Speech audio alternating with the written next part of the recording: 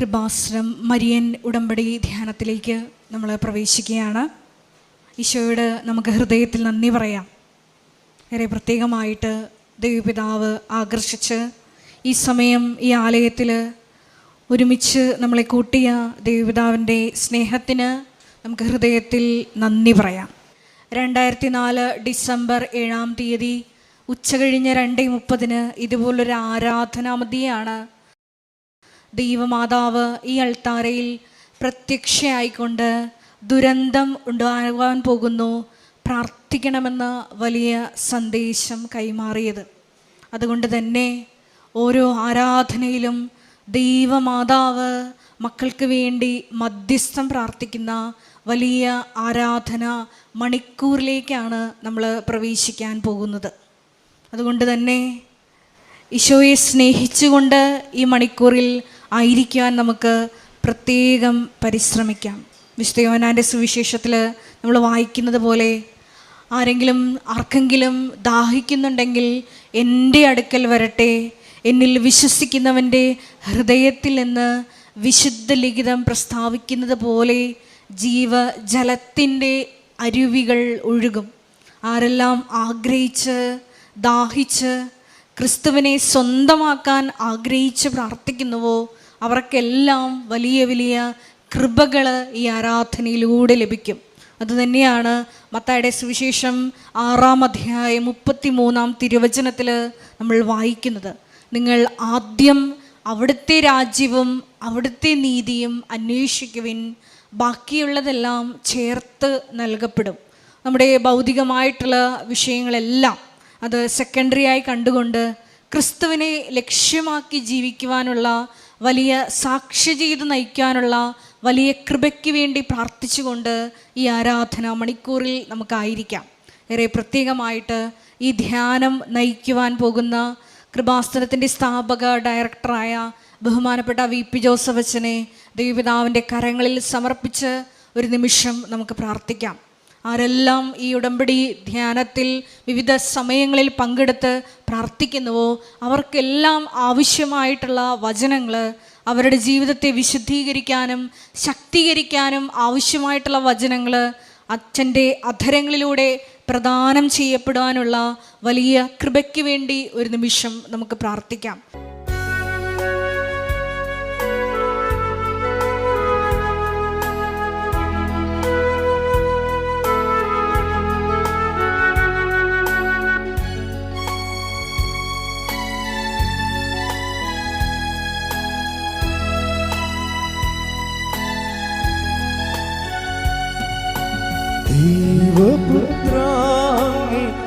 ദൈവപുത്രാരാധന, യേശുനാഥ അങ്ങേക്കാരാധന.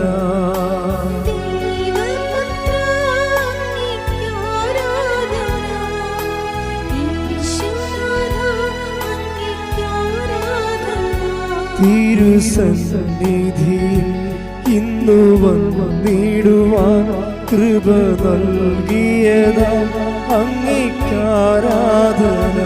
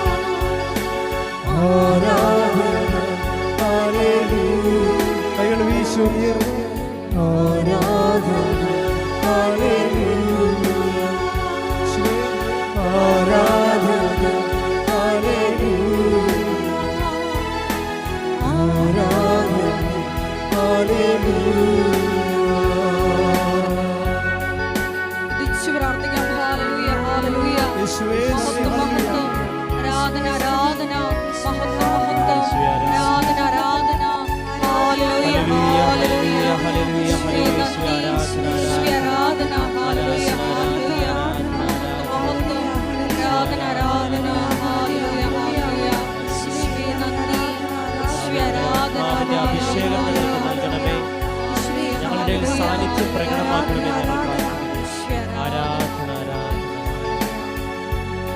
പരിശുദ്ധ പരമ ദിവ്യകാരുണ്യത്തിന് നേരവും ആരാധനയും സ്തുതിയും പുകഴ്ചയും ഉണ്ടായിരിക്കട്ടെ. പരിശുദ്ധ പരമ ദിവ്യകാരുണ്യത്തിന് നേരവും ആരാധനയും സ്തുതിയും പുകഴ്ചയും ഉണ്ടായിരിക്കട്ടെ. പരിശുദ്ധ പരമ ദിവ്യകാരുണ്യത്തിന് നേരവും ആരാധനയും സ്തുതിയും പുകഴ്ചയും ഉണ്ടായിരിക്കട്ടെ. സമാധാന പ്രഭുവേ ആരാധന, ആശ്വാസപ്രദനേ ആരാധന. സമാധാനം പ്രഭുവേ ആരാധന, ആശ്വാസപ്രദനേ ആരാധന. എന്റെ വിടുതലവൻ, എന്റെ സൗഖ്യമവൻ, എന്റെ മോചനദ്രവ്യം അവൻ ആരാധന.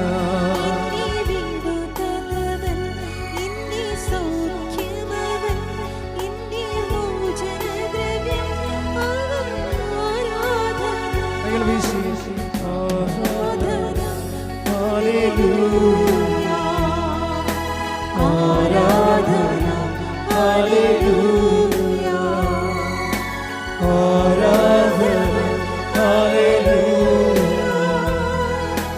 ആരാധന, ഹല്ലേലൂയ, ആരാധന, ഹല്ലേലൂയ, ആരാധന, ഹല്ലേലൂയ.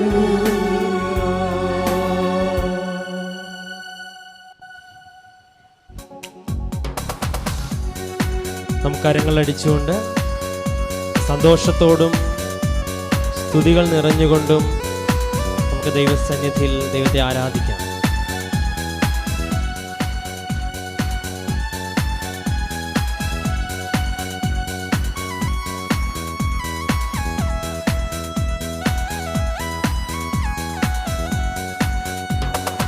അഭിഷേകം, അഭിഷേകം, ദിവ്യകാരുണ്യത്തിൻ അഭിഷേകം, അഭിഷേകം, അഭിഷേകം, ദിവ്യകാരുണ്യത്തിൻ അഭിഷേകം. അഭിഷേകം, അഭിഷേകം, യേശുവിൻ ബലിയുടെ അഭിഷേകം. നമുക്ക് ഒരുമിച്ച് പാടാം. അഭിഷേകം, അഭിഷേകം, യേശുവിൻ ബലിയുടെ അഭിഷേകം.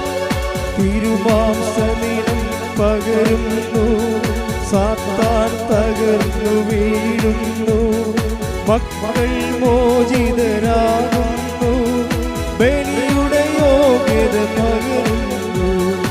അഭിഷേകം, അഭിഷേകം, ദിവ്യകാരുണ്യത്തിൻ അഭിഷേകം.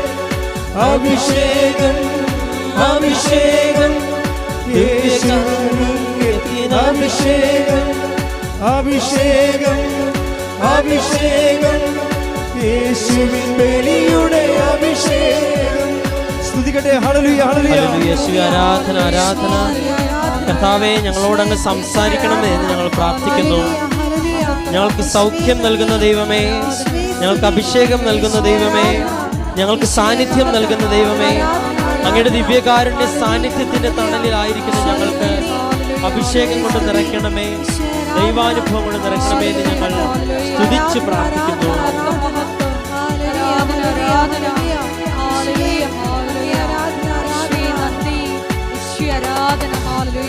കൈകളടിച്ചുകൊണ്ട് സഹിയോൻ ശാലെ പകർന്നൊരഭിഷേകം, കാൽവരിമലയിൽ കുരിശിലെ അഭിഷേകം. സഹിയോൻ ശാലെ പകർന്നൊരഭിഷേകം, കാൽവരിമലയിൽ കുരിശിലെ അഭിഷേകം. എമ്മാവൂസിൽ കുർബാന അഭിഷേകം, തിബേരിയാസിൽ തീരത്തെ അഭിഷേകം. എമ്മാവൂസിൽ കുർബാന അഭിഷേകം, തിബേരിയാസിൽ തീരത്തെ അഭിഷേകം.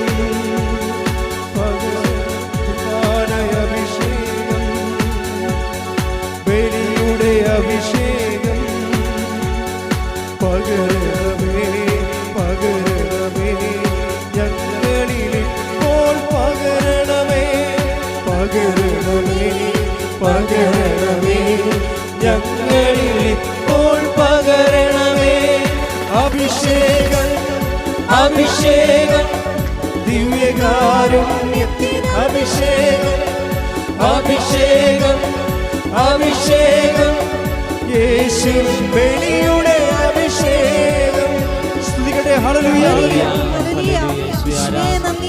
കർത്താവേ അഭിഷേകം നൽകണമേ ഈ വിശുദ്ധ ആരാധനയിൽ പങ്കെടുക്കുവാനുള്ള അഭിഷേകം നൽകണമേ ഞങ്ങൾക്ക് ആവശ്യമായ വചനങ്ങൾ ബഹുമാനപ്പെട്ട ജോസഫ് അച്ഛനിലൂടെ നൽകുവാനായിട്ട് ബഹുമാനപ്പെട്ട അച്ഛന് ആവശ്യമായ അഭിഷേകവും കൃപയും കൊണ്ട് നിറയ്ക്കണമേ ഈ ആരാധനയിൽ പങ്കെടുക്കുന്ന ഓരോ വ്യക്തിയും കർത്താവിന്റെ വചനത്തിന്റെ അഭിഷേകത്തിൽ നിറയുവാൻ ഇടവരുത്തണമേ എന്ന് ഞങ്ങൾ പ്രാർത്ഥിക്കുന്നു. ഹല്ലേലൂയ.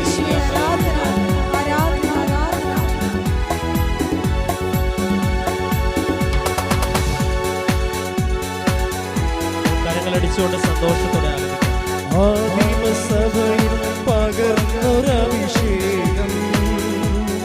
കൂട്ടായ്മകളിൽ കൂട്ടിയൊരഭിഷേകം ആദിമസഭയിൽ പകർന്നൊരഭിഷേകം കൂട്ടായ്മകളിൽ കൂട്ടിയൊരഭിഷേകം അൾത്താരകളിൽ നിറയുന്നൊരഭിഷേകം ലോകരക്ഷയ്ക്കായി നൽകിയൊരഭിഷേകം അൾത്താരകളിൽ നിറയുന്നൊരഭിഷേകം ലോകരക്ഷയ്ക്കായി നൽകിയൊരഭിഷേകം കുർബാനയഭിഷേകം ബലിയുടെ അഭിഷേകം പകരണമേ പകരണമേ ഞങ്ങളിൽ ഇപ്പോൾ പകരണമേ പകരണമേ പകരണമേ ഞങ്ങളിൽ ഇപ്പോൾ പകരണമേ അഭിഷേകം അഭിഷേകം ദിവ്യകാരുണ്യത്തിന് അഭിഷേകം അഭിഷേകം അഭിഷേകം യേശുവിൻ ബലിയുടെ അഭിഷേകം സ്തുതിച്ചു പ്രാർത്ഥിക്കാം. ഹല്ലേലൂയ, ഹല്ലേലൂയ.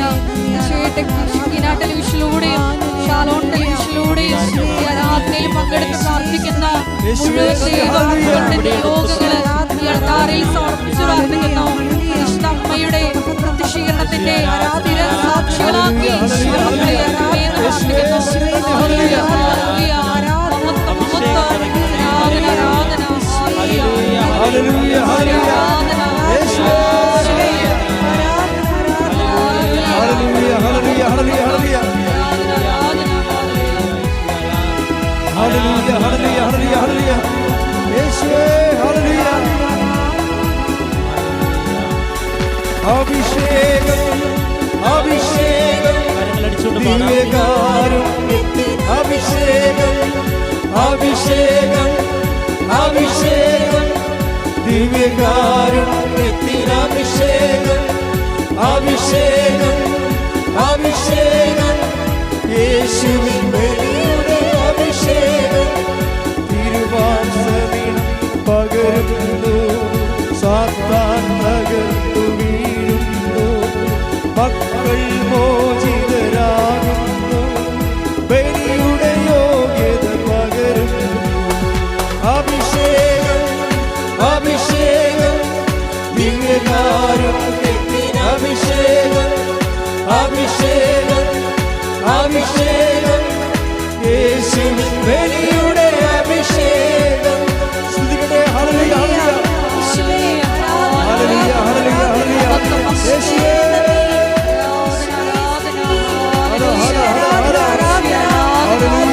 ഹല്ലേലൂയ യേശുവേ മുഴുവൻ മക്കളെയും ഒരിക്കൽ കൂടി അൾത്താരയിൽ സമർപ്പിച്ച് പ്രാർത്ഥിക്കുന്നു. പരിശുദ്ധ അമ്മയുടെ പ്രത്യക്ഷീകരണത്തിന്റെ സാക്ഷികളാക്കി മക്കളെ പ്രാർത്ഥിക്കുന്നു. Hallelujah, hallelujah.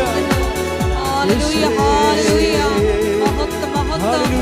ദേവപിതാവേ നന്ദി, ദേവപിതാവേ മഹത്വം, ദേവപിതാവേ ആരാധന. ഹല്ലേലൂയ. മഹത്വം, മഹത്വം.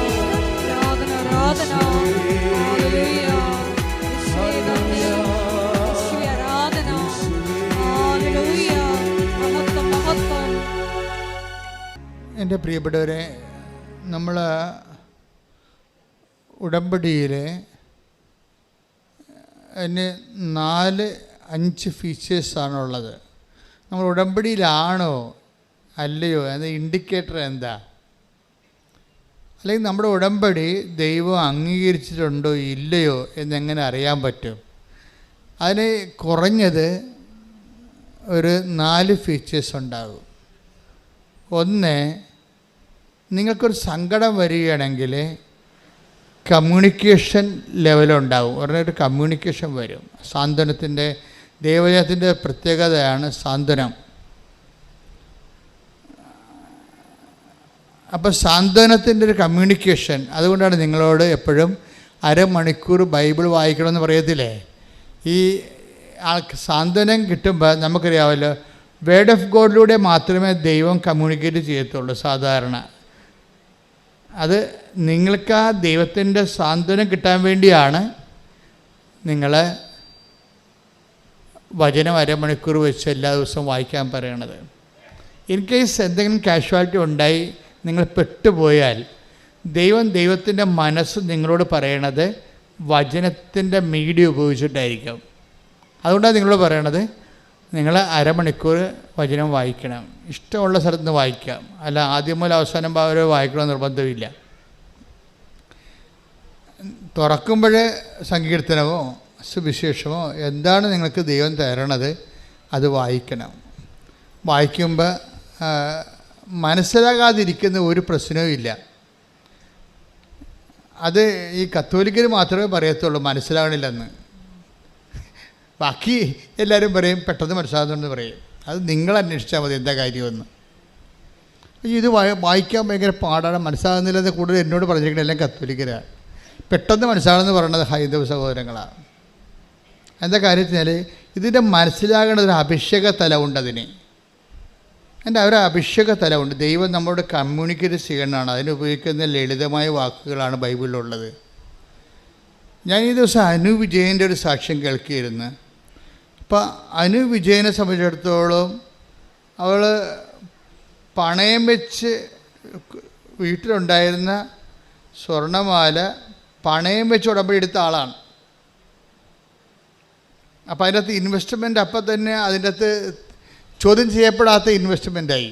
ഇതിൻ്റെ ഇൻവെസ്റ്റ്മെൻറ്റ് ലെവൽ സത്യസന്ധമായാൽ പെട്ടെന്ന് അടയാളങ്ങൾ സ്പീഡപ്പാകും. ദൈവത്തിന് ഒരു സംശയം തോന്നരുത്. ഓരോരുത്തരൊക്കെ ഉടമ്പടി എടുക്കുന്നുണ്ട്, ഇനിയിപ്പോൾ അതിൻ്റെ കുറവൊന്നും വേണ്ട, എന്നാൽ നമുക്ക് ആലപ്പുഴ പോയേക്കാം എന്നൊക്കെ വിചാരിച്ച് അങ്ങനെ ഉടമ്പടി എടുക്കുന്നവരുണ്ട്. അപ്പോൾ അതിൻ്റെ ദൈവത്തിന് അറിയാം അതൊരു ഫേക്ക് കേസാണ്. അവർക്ക് ഇതുകൊണ്ട് വലിയ അത്യാവശ്യമൊന്നുമില്ല, അവർക്ക് അത്ര ഉണ്ട് വലിയ ഇതിനകത്ത് ആശ്രയിക്കണമെന്നുമില്ല. ഇപ്പോൾ എല്ലാവരുമൊക്കെ എടുക്കുന്നുണ്ടല്ലോ, കൂട്ടുകാരും നാട്ടുകാരൊക്കെ എടുക്കുന്നുണ്ട്. ഇനിയിപ്പോൾ അതിൻ്റെ ഒരു കുറവ് നമുക്കുണ്ടാവേണ്ടെന്ന് വിചാരിച്ചുകൊണ്ട് ഒരു സാധാരണ ലെവലിലെടുക്കും. അപ്പോഴും ദൈവത്തെ നമ്മൾ ശ്രദ്ധിക്കേണ്ടതേ, എപ്പോഴും ഉടമ്പടി ശ്രദ്ധിക്കേണ്ടത് ഇത് എപ്പോഴും അച്ഛൻ പറഞ്ഞ ഒരേ വാക്കാണ്, ഇതൊരു ബൈലാറ്ററൽ എഗ്രിമെൻ്റാണ്. ഉഭയകക്ഷി ആയിട്ടുള്ളൊരു ധാരണാപത്രമാണ്. എന്ന് വെച്ച് കഴിഞ്ഞാൽ നമ്മളൊരു കക്ഷിയാണ് അവിടെ. പ്രാർത്ഥനയും നമ്മളൊരു കക്ഷിയല്ല, ആർക്കും വേണ്ടി പ്രാർത്ഥിക്കാം. അതിനകത്ത് കമ്മിറ്റ്മെൻറ്റ്സ് ഒന്നുമില്ല, നിബന്ധനകളൊന്നുമില്ല. ഉടമ്പടി വരുമ്പോൾ നമ്മളൊരു ഈക്വൽ പാർട്ട്ണറായിട്ട് വരും, ഒരു തുല്യ പങ്കാളിയായിട്ടാണ് വരുന്നത്. ഈ തുല്യ പങ്കാളി വരുമ്പോൾ ഉണ്ടാകുന്നൊരു പ്രശ്നം, ഉടമ്പടി വാഗ്ദാനങ്ങളുടെ അവകാശികളായിട്ട് വരും. അത് 1-2 വാഗ്ദാനമല്ല, ദൈവം ലോകം സൃഷ്ടിച്ച കാലം മുതൽ മനുഷ്യരാശിയുടെ വ്യത്യസ്തങ്ങളായ കാലാവസ്ഥയ്ക്ക് ഉണ്ടായിട്ടുള്ള പ്രതിസന്ധികളെ അതിജീവിക്കുന്നതിന് വേണ്ടി അതാത് കാലത്ത് കൊടുത്തിരിക്കുന്ന അപ്ഡേഷനോട് കൂടിയിട്ടുള്ള വാഗ്ദാനങ്ങൾക്ക് മുഴുവൻ നമ്മൾ അവകാശികളായിട്ട് വരികയാണ്. അപ്പോൾ ഉടമ്പടി എടുക്കുമ്പോൾ നമുക്ക് സാധാരണ പ്രാർത്ഥിക്കുന്ന പോലെ പ്രാർത്ഥിക്കുമ്പോൾ ഇതിനെക്കുറിച്ച് we are not bother about it. അറിയത്തില്ല നമുക്ക് ഇതിൻ്റെ അകത്ത് എന്ത് പ്രാർത്ഥിക്കുമ്പോൾ ഒരു വിഷയം വന്ന് നമ്മൾ പ്രാർത്ഥിച്ചു, അത്രേ ഉള്ളൂ. അത് കിട്ടിയാൽ കിട്ടും, അല്ലെങ്കിൽ പോകാം. പക്ഷേ ഉടമ്പടി അത് പോകത്തില്ല, പോകേണ്ട കാര്യമില്ല. കാര്യം അത് ബൈലാറ്ററൽ എഗ്രിമെൻറ്റാണ്. പിന്നെ നമുക്ക് വരുന്ന ഒരു സീരിയസ്നെസ് എന്ന് പറയണത്, നമ്മൾ ഉടമ്പടിയിൽ ഉടമ്പടിയിൽ നമ്മൾ ആ നിബന്ധനകളെ കൃത്യമായിട്ട് പാലിച്ചെന്ന് നമ്മൾ ഉറപ്പ് വരുത്തണം. അപ്പോൾ ഉറപ്പ് വരുമ്പോൾ നമ്മുടെ ക്ലെയിം കൂടിക്കൊണ്ടിരിക്കും. അങ്ങനെ ക്ലെയിം. അതുകൊണ്ടാണ് ഞാൻ ഈ അച്ഛൻ പറഞ്ഞത് കണ്ണ് കാണാൻ പാലാത്തവരൊക്കെ ഒന്ന് ഉടമ്പടി എടുക്കണമെന്ന് പറഞ്ഞതിൻ്റെ കാര്യം. അവരാദ്യം കണ്ണ് കാണാൻ വേണ്ടി പ്രാർത്ഥിക്കും. ബൈബിൾ ഇപ്പോൾ എൻ്റെ അടുത്ത് വരും, ബൈബിൾ വായിച്ചാൽ ഇല്ല കണ്ണ് കാണാൻ പാടില്ല. ഞാൻ പറഞ്ഞ് വീട്ടിലിരിക്കാൻ പറ്റും, വല്ല കാര്യമുണ്ടോ കെട്ടിയെടുത്തേക്കൊണ്ട് വരാൻ. അല്ല കണ്ണ് കാണാൻ പാടില്ലാത്തവരും ഉടമ്പടി എടുക്കരുത്. എടുക്കുകയാണെങ്കിൽ മര്യാദക്ക് വീട്ടിൽ കണ്ണ് കാണാവുന്ന ആൾക്കാരെ കൊണ്ട് വചനം വായിച്ച് കേൾക്കണം, അല്ലാതെ അഭ്യാസം കാണിക്കരുത്. കണ്ണ് കാണാവുന്ന പേരക്കിടാക്കളില്ലേ, അവരെ കൊണ്ട് ബൈബിൾ വായിച്ച് അരമണിക്കൂർ കേൾക്കാമെങ്കിൽ മാത്രമേ ഈ പരിപാടിക്ക് ഇറങ്ങാവൂ. കാര്യം വെച്ചാൽ ഇതിൻ്റെ കമ്മ്യൂണിക്കേഷൻ ലെവൽ വരുമ്പോൾ ഉടമ്പടി ദൈവം ഏത് സമയത്ത് നമ്മളോട് സംസാരിക്കും.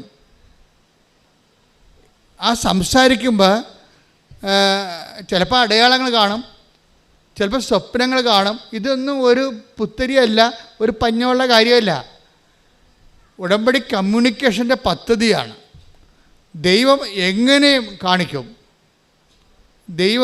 ദൈവത്തിൻ്റെ മനസ്സിലിരിപ്പ്, കർത്താവിൻ്റെ മനസ്സിലുള്ള കാര്യങ്ങൾ നമ്മളെ ധരിപ്പിക്കുന്നതിനാണ് ദൈവം സ്വപ്നം ഉപയോഗിക്കും, ദർശനം ഉപയോഗിക്കും, അടയാളം ഉപയോഗിക്കും.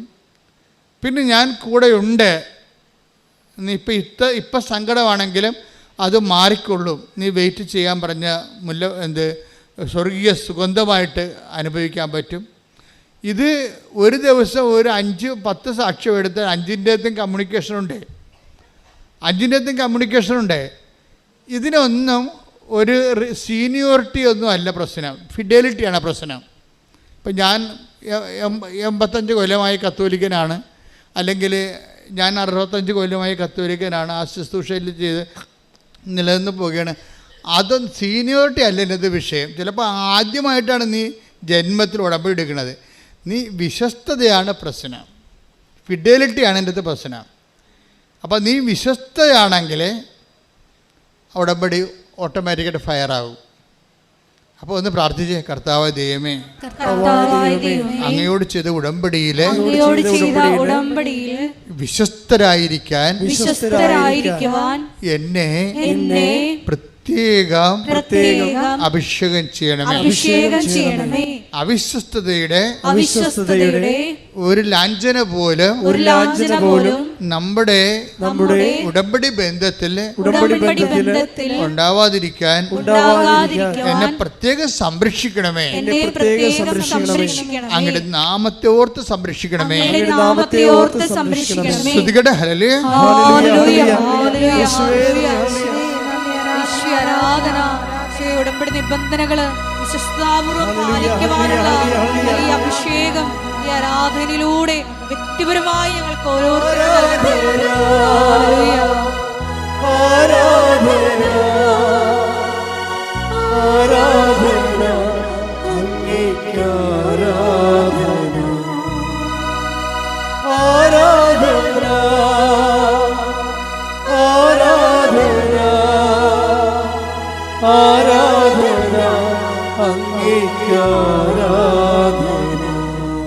പരിശുദ്ധ പരമ ദിവ്യകാരുണ്യത്തിന്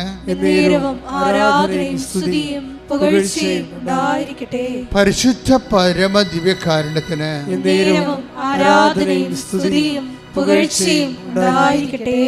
അപ്പോൾ ഈ അനുവിജയൻ ഈ ടൈം ഷോർട്ടണിങ്ങിൻ്റെ ഒരു നല്ല സാക്ഷ്യമാണ്. ഒരാൾക്കാർക്ക് ഉടമ്പടി എടുക്കുമ്പോൾ അവർ സിൻസിയർ, ഞാൻ നേരത്തെ പറഞ്ഞത് എന്താണ്, ആദ്യം പറഞ്ഞത് എന്താണ്, ഫിഡലിറ്റി. പിന്നെ വരുന്നത് സിൻസിയറിറ്റിയാണ്. എന്ന് വെച്ച് കഴിഞ്ഞാൽ ആത്മാർത്ഥതയും വിശ്വസ്തതയുമാണ് ഇത് ഫയറാക്കണത്. അല്ലാതെ നിങ്ങൾ കാർക്ക് പോയി നിലവിളിച്ചിട്ട് കാര്യമൊന്നുമില്ല. ഇപ്പോൾ ചില ആൾക്കാർക്ക് വിചാരിക്കും നിലവിളിച്ച് ദൈവത്തെ പഠിപ്പിക്കാവുന്ന ഒരു കണിയും നടക്കത്തില്ല. നിങ്ങളുടെ നിലവിളി കുറേ ദൈവം കണ്ടിട്ടുള്ളതാണ്. കാര്യം കണ്ടു കഴിയുമ്പോൾ നിങ്ങൾ തോന്നിയ ദിവസം കാണിക്കണം, ദൈവം കണ്ടിട്ടുള്ളതാണ്. അപ്പോൾ ഈ കണ്ണീര് കള്ളക്കണ്ണീരാണെന്നുള്ളത് കാര്യം. ഒരിക്കൽ കണ്ണീരിട്ട് കാര്യം സാധിച്ചതിന് ശേഷം പിന്നീട് നിങ്ങൾ ദൈവത്തിനെതിരെ ജീവിക്കും. പിന്നെ കണ്ണീര് വരുമ്പോൾ ദൈവം പറയും ഇത് കള്ളക്കണ്ണീരാണ്, ഇപ്പോൾ കാര്യം കാണാൻ വേണ്ടിയുള്ള തൽക്കാലത്തേക്കുള്ള അഭ്യാസമാണെന്ന് പറയും. പറഞ്ഞ മനസ്സിലായില്ലേ? എന്നുവെച്ചാൽ ഒരിക്കൽ നിങ്ങൾ കണ്ണീരിട്ട് ദൈവത്തിലേക്കെന്ന് കാര്യം സാധിക്കും.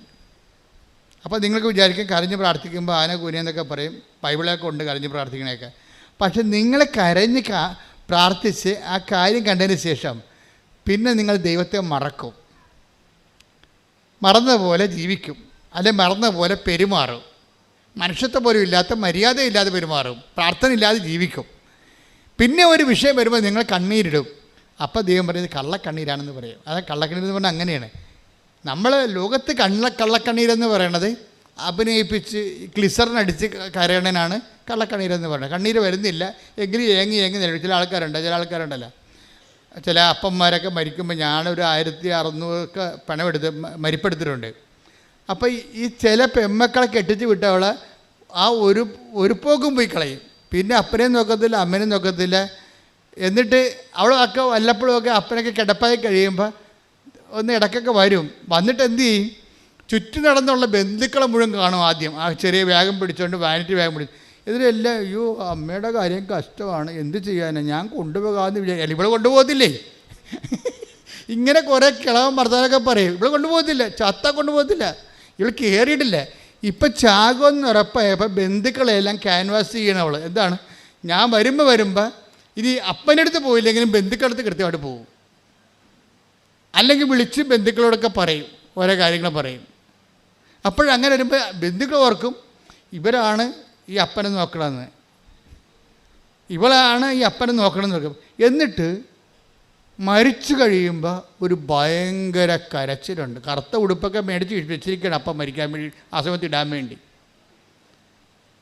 എന്നിട്ടൊരു വല്ലാത്ത കരച്ചിലുണ്ട്. അപ്പോൾ എനിക്കറിയാം, ഞാൻ ഇടവക വികാരി കാരണം ഇനി അപ്പനെ നോക്കി ആരാണ് അമ്മ നോക്കി ആരാണെന്നറിയാം. അപ്പോഴേ അവിടുത്തെ ആ മരുമകളായിരിക്കും അപ്പനെ നോക്കിയിരിക്കണം അവസാന കാലങ്ങളിൽ. അവളല്ല ഞാനാണ് നോക്കിയതെന്ന് പെണമെടുക്കാമെന്ന് ആൾക്കാർ ധരിപ്പിക്കാൻ വേണ്ടിയാണ് ഇവൾ കിടന്ന് മോങ്ങണം ഇപ്പോൾ ഈ അഭ്യാസം കാണിക്കണത്. അമ്മയാണ് മരിച്ച് കിടക്കണമെന്നുണ്ടെങ്കിൽ ആ കമന്നടിച്ച് അമ്മയുടെ പിണത്തിൻ്റെ അടുത്ത് വീണച്ച് കമ്മലടിച്ചിട്ട് പോകും. എന്തെല്ലാം അഭ്യാസങ്ങളാണ്. എല്ലാ പെമ്മക്കളും ഇങ്ങനെ പറയുകയല്ല. ഇതിനാണ് കള്ളക്കണ്ണീരെന്ന് പറയണത്. പക്ഷേ ബൈബിളിൽ കള്ളക്കണ്ണീരെന്ന് പറഞ്ഞാൽ അതല്ല. ബൈബിളിൽ കള്ളക്കണ്ണീരെന്ന് പറയണത് എന്താണ്? അതായത് നമ്മളൊരിക്കൽ കരഞ്ഞ് ദൈവത്തിനടുക്കെന്ന് കാല് പിടിച്ച് കാര്യം കണ്ട്, എന്നിട്ട് നമ്മൾ തോന്നിയ മാസം ജീവിച്ച് ദൈവം ഇല്ലാത്ത പോലെ ജീവിച്ച്, പിന്നെ ഒരു ദിവസം ഒരു വിഷയം വരുമ്പോൾ പിന്നെ നമ്മൾ പഴയ ആ നമ്പർ എടുക്കും. അതിനാണ് കള്ളക്കണ്ണീരെന്ന് പറയുന്നത്. കാര്യം അപ്പോൾ ദൈവം പറയും, ദൈവം എപ്പോഴും ഇവിടെ നിങ്ങളെ എനിക്കറിയാമെന്ന് പറയും. ശ്രുതിക്കട്ടെ, ഹല്ലേലൂയ ഹല്ലേലൂയ ഹല്ലേലൂയ ഹല്ലേലൂയ യേശുവേ സ്തുതി ഹല്ലേലൂയ ഹല്ലേലൂയ ഹല്ലേലൂയ.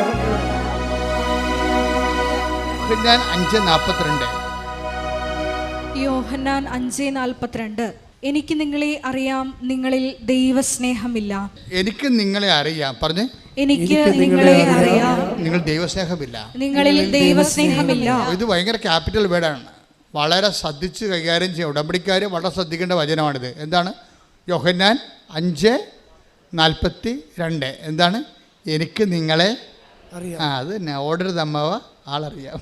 അത്ര, എനിക്ക് നിങ്ങളെ അറിയാം എന്ന് വെച്ചാൽ നിങ്ങളെ പഴയ ചരിത്രം അറിയാമെന്ന് പറയണം. ഒന്നും മറക്കത്തില്ല, അല്ലേ കുഴപ്പം. ദൈവത്തിൻ്റെ ഏറ്റവും വലിയ കുഴപ്പം എന്താണെന്ന് വെച്ച് കഴിഞ്ഞാൽ ഒന്നും മറക്കത്തില്ല. നിങ്ങൾ മറന്നു പോകും. പക്ഷെ മറ്റത് അവിടെ ക്ലിയർ റെക്കോർഡ് ചെയ്ത് വെച്ചിരിക്കുക, രജിസ്റ്റേർഡാണ് സംഭവം. നിങ്ങൾ ഈ രജിസ്റ്റേർഡ് എന്ന് പറയുന്നത് നിങ്ങളുടെ തലയിലെഴുത്തായിട്ട് മാറരുത്. നിങ്ങളുടെ തലയിലെഴുത്ത് നിങ്ങൾ തന്നെ തിരുത്താൻ നോക്കണം. കാര്യം നിങ്ങളുടെ കഴിഞ്ഞ കാലങ്ങളിലുള്ള അഭ്യാസങ്ങളും ആ വ്യക്തികൾ തന്നെ ഇന്നും ജീവിച്ചിരിക്കണമെന്നുണ്ടെങ്കിൽ നിങ്ങൾ ഫ്രോഡായിട്ട് രജിസ്റ്റേർഡാണ്. നിങ്ങളുടെ പേരടിക്കുമ്പോൾ തന്നെ ഫ്രോഡെന്ന് അടിച്ചു വരും, കള്ളത്തരമാണ് കയ്യിരിക്കണമെന്ന് വരൂ. അതുകൊണ്ടാണ് സത്യസന്ധത, ആത്മാർത്ഥത ഉടമ്പടിയിലെ പ്രധാനപ്പെട്ട വിഷയമായി മാറണത്. സത്യസന്ധത. നിങ്ങൾ ഉടമ്പടി എടുക്കുമ്പോൾ തന്നെ നിങ്ങളെ സത്യത്തിലേക്കാണ് ദൈവം വിളിക്കണത്. പിന്നെന്താണ്? ആത്മാർത്ഥതയിലേക്കാണ് വിളിക്കണത്. അതിന് ദൈവം പുതിയ മനുഷ്യൻ എന്ന് പറയും. പുതിയ മനുഷ്യൻ ബൈബിൾ ഉപയോഗിക്കുന്ന ഏറ്റവും വലിയൊരു സംജ്ഞയാണ് പുതിയ മനുഷ്യൻ. നിങ്ങൾ പറഞ്ഞില്ലേ ഈ വീട് ഇരുട്ടുകുത്തി കിടക്കുകയാണ്, ഇതിൽ കയറുമ്പോൾ തന്നെ നെഗറ്റീവ് പവറാണെന്നൊക്കെ പറഞ്ഞ് നിങ്ങൾ ചുമ്മാ കള്ളത്തിലൊക്കെ പറയത്തില്ലേ. കുറേ ആൾക്കാരിങ്ങനെ അടിച്ച് തലക്കയറ്റിട്ടിരിക്കണേ. അവിടെ നെഗറ്റീവ് പവറാണ്. ഒരു മണ്ണാങ്കട്ടയില്ല. മര്യാദക്ക് നിങ്ങൾ സത്യസന്ധരായി കഴിഞ്ഞാൽ, ദൈവദൃശ്യം ആത്മാർത്ഥമായി കഴിഞ്ഞാൽ വെളിച്ചം എങ്ങനെ വരുമെന്നറിയാം. ഇപ്പം അനുവിജയം തന്നെ എന്താ പറയണത്, എൻ്റെ വീട്ടിൽ ഇരുട്ടായിരുന്നു, ഇപ്പോഴും കർത്താവിൻ്റെ വെളിച്ചം വീശെന്നാണ് പറഞ്ഞത്. കൈയടിച്ച് കർത്താവ് ഹല്ലേലൂയ, ഹല്ലേലൂയ, ഹല്ലേലൂയ. യേശുവേ നന്ദി, ഹല്ലേലൂയ, ആരാധന, ഹല്ലേലൂയ, ഹല്ലേലൂയ. ആരാധന, ഹല്ലേലൂയ,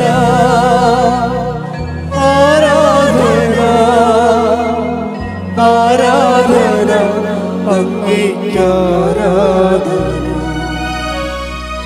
ആരാധന, ആരാധന, ആരാധന അങ്ങേക്ക് ആരാധന. പരിശുദ്ധ പരമദിവ്യകാരുണ്യത്തിന് എന്നേരവും ആരാധനയും സ്തുതിയും പുകഴ്ചയും ഉണ്ടായിരിക്കട്ടെ. വായിച്ചോളൂ. വെളിപാട് 21:1. ഒരു പുതിയ ആകാശവും പുതിയ ഭൂമിയും ഞാൻ കണ്ടു. ആദ്യത്തെ ആകാശവും ആദ്യത്തെ ഭൂമിയും കടന്നുപോയി, കടലും അപ്രത്യക്ഷമായി. കടലും അപ്രത്യക്ഷമായെന്ന് പറയുമ്പോഴേ, ബൈബിളിൽ എപ്പോഴും ഈ കടൽ സങ്കടങ്ങളുടെ ഒരു പ്രതീകമാണ്. ഈ സങ്കടങ്ങൾ അപ്രത്യക്ഷമാകുന്നൊരു സമയമുണ്ട്. ഒരു വ്യക്തി ദൈവസ്നേഹം നിറഞ്ഞ് ആ ദൈവസ്നേഹത്തിൽ ആന്തരിക അഭിഷേകം കിട്ടിക്കഴിഞ്ഞാൽ നിലവിലുള്ള സങ്കടമായിട്ട് അനുഭവിക്കാത്തൊരവസ്ഥ വരും. ഇതിനാണ് പുതിയ ആകാശം എന്നൊക്കെ പറയണത്.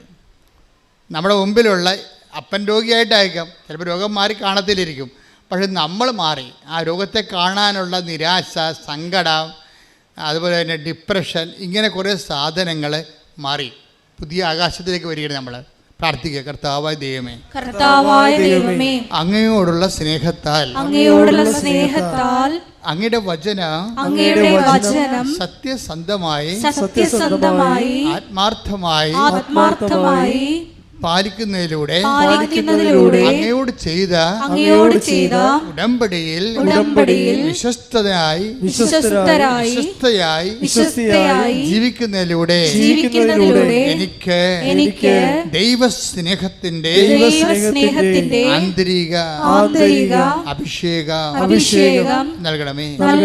ശ്രുതികട ഹല്ലേലൂയ, ഹല്ലേലൂയ, ഉടമ്പടി നിബന്ധനകള് പാലിക്കുന്നതിലൂടെ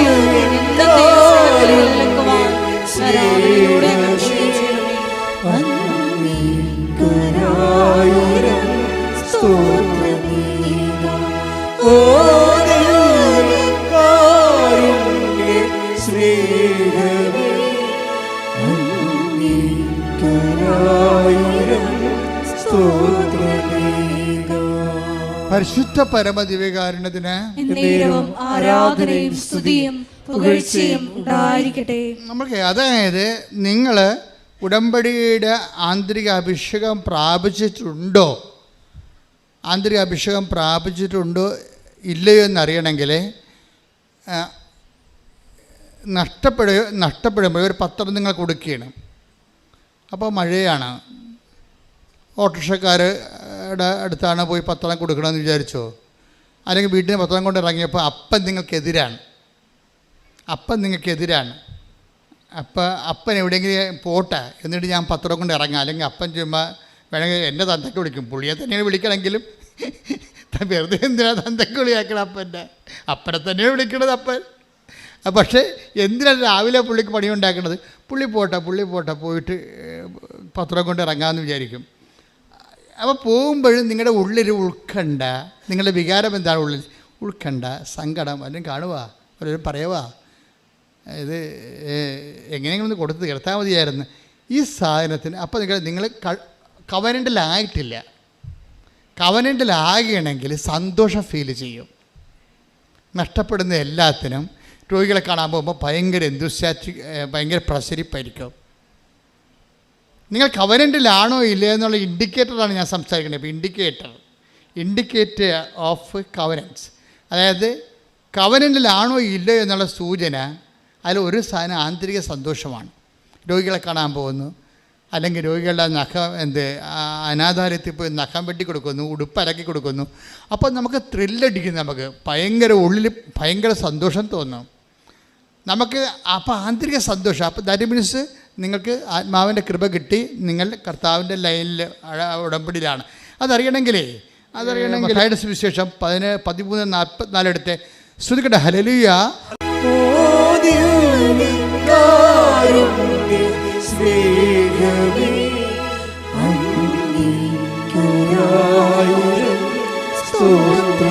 ഒരുമിച്ച് പാടുക.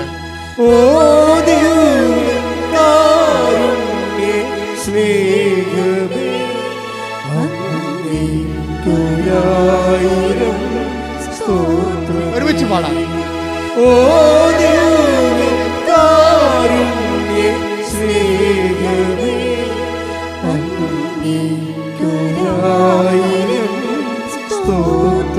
ഒരുമിച്ച് പാടാം.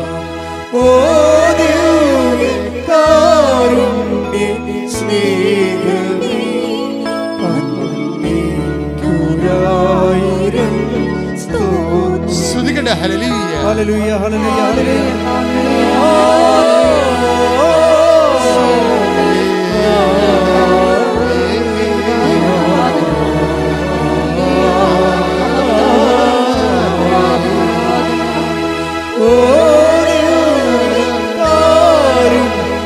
ഭാഷാപരത്തോടെ ഭാഷാപരം ലഭിക്കുന്നവരാ.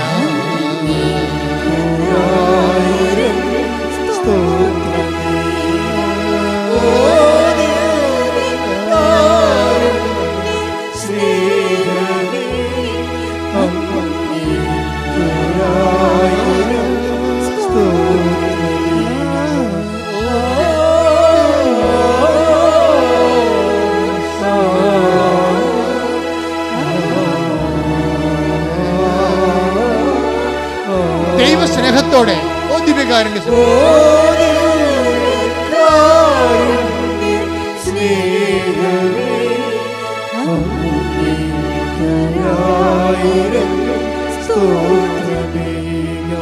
വിശ്വാസത്തോടെ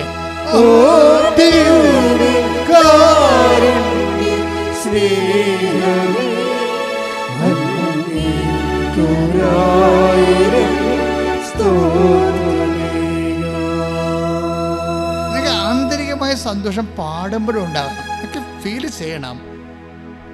ദൈവത്തെ ആരാധിക്കുകയാണെന്ന് നിൻ്റെ മനസ്സിൻ്റെ ഉള്ളിൽ നിന്നുകൊണ്ട് നിങ്ങൾക്ക് ആന്തരികമായ ഒരു സന്തോഷം ഉണ്ടാകട്ടെ. ഇത് ഇവിടെ 13:44.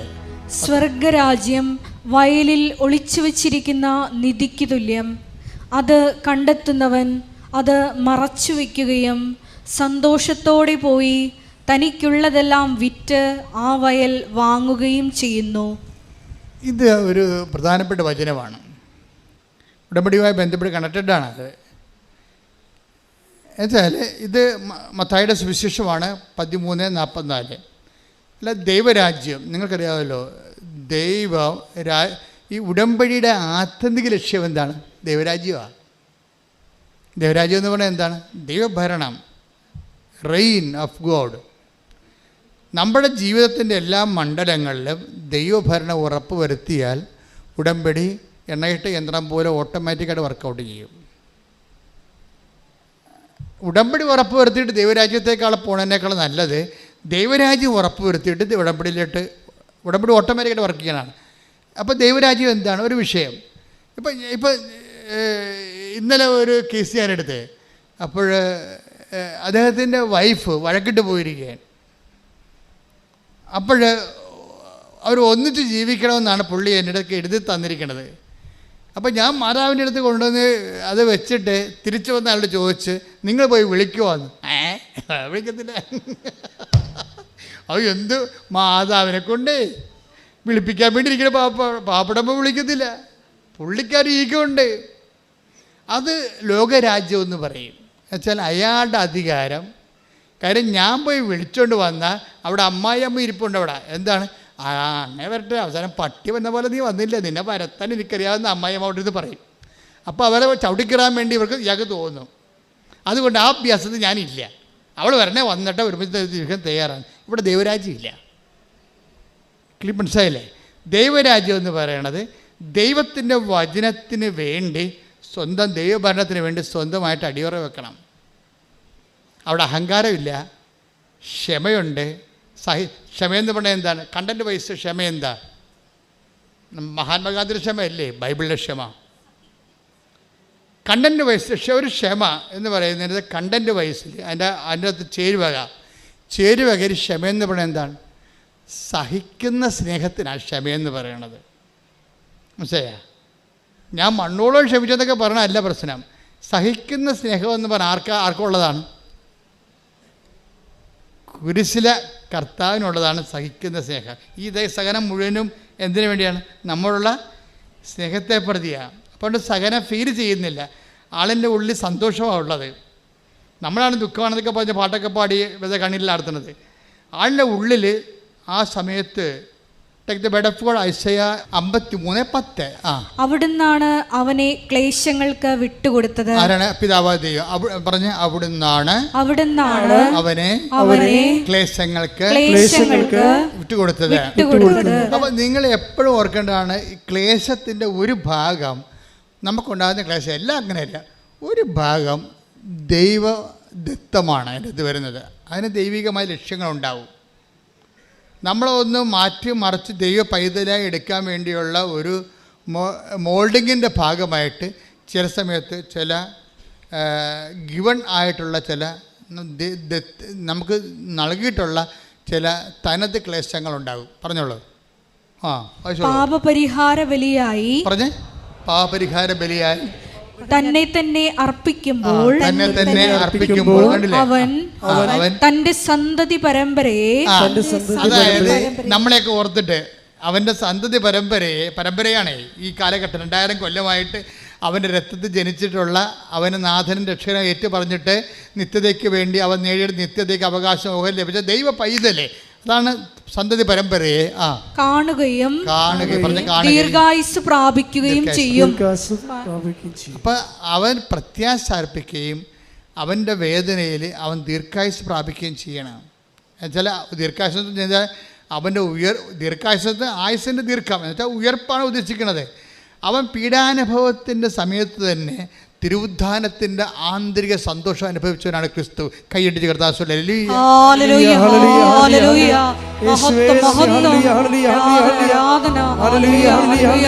നമ്മുടെ ജീവിതത്തിലെ ക്ലേശ കാലഘട്ടങ്ങളിൽ വിശ്വാസം പ്രഖ്യാപിക്കുവാനുള്ള നൽകണമേ. നിന്റെ സ്നേഹത്തിൽ നിറവാക്കണേ, എന്നെ കുരിശോളം വലുതാക്കണേ, നിന്റെ സ്നേഹത്തിൽ നിഴലാക്കണേ. പരിശുദ്ധ പരമദിവ്യകാരുണ്യത്തിന് ആരാധനയും സ്തുതിയും പുകഴ്ചയും ഉണ്ടായിരിക്കട്ടെ. അപ്പൊ എൻ്റെ മക്കൾ എപ്പോഴും ശ്രദ്ധിക്കേണ്ടതാണ്, ഈ ഐസയ 53:10 മറന്നു പോകരുത്. അതായത് നമ്മുടെ ക്ലേശങ്ങളിൽ തന്നെ, ഓരോ ക്ലേശങ്ങളും തന്നെ നമ്മുടെ തിരുവുദ്ധാനത്തിൻ്റെ വിത്തുകൾ ഉൾപ്പെട്ടിട്ടുണ്ടത്.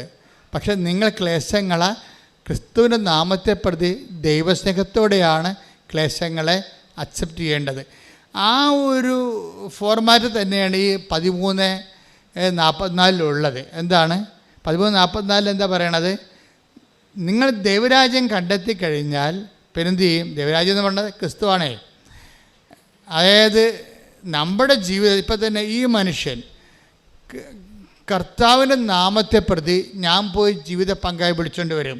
അമ്മായിയമ്മെന്ന് പറഞ്ഞാലും നാളെ ഞാൻ വിളിച്ചുകൊണ്ട് വന്ന കാരണം ഭാര്യ ചില മുഷ്കത്തടമൊക്കെ വീട്ടിൽ കാണിക്കുക. ചില പെണ്ണുങ്ങളെ നിങ്ങളൊന്നും അല്ല കേട്ടോ, നിങ്ങൾക്ക് എന്നെ കണ്ണു പിടിച്ച് നോക്കേണ്ട കാര്യമില്ല. ചില പെണ്ണുങ്ങളെ നമ്മൾ വിളിച്ചുകൊണ്ട് പോയി കഴിഞ്ഞാൽ അവൾ വന്നാൽ പിന്നെ നമ്മുടെ തലയിൽ കയറിയിരിക്കും.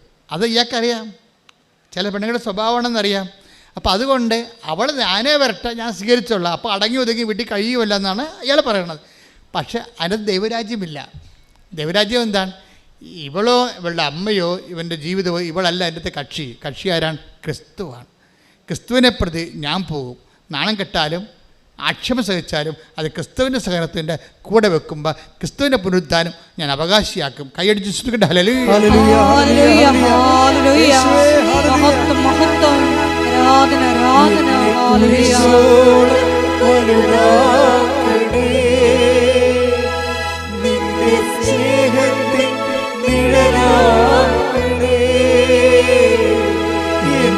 കുരിശോളം വലുതാക്കണേ.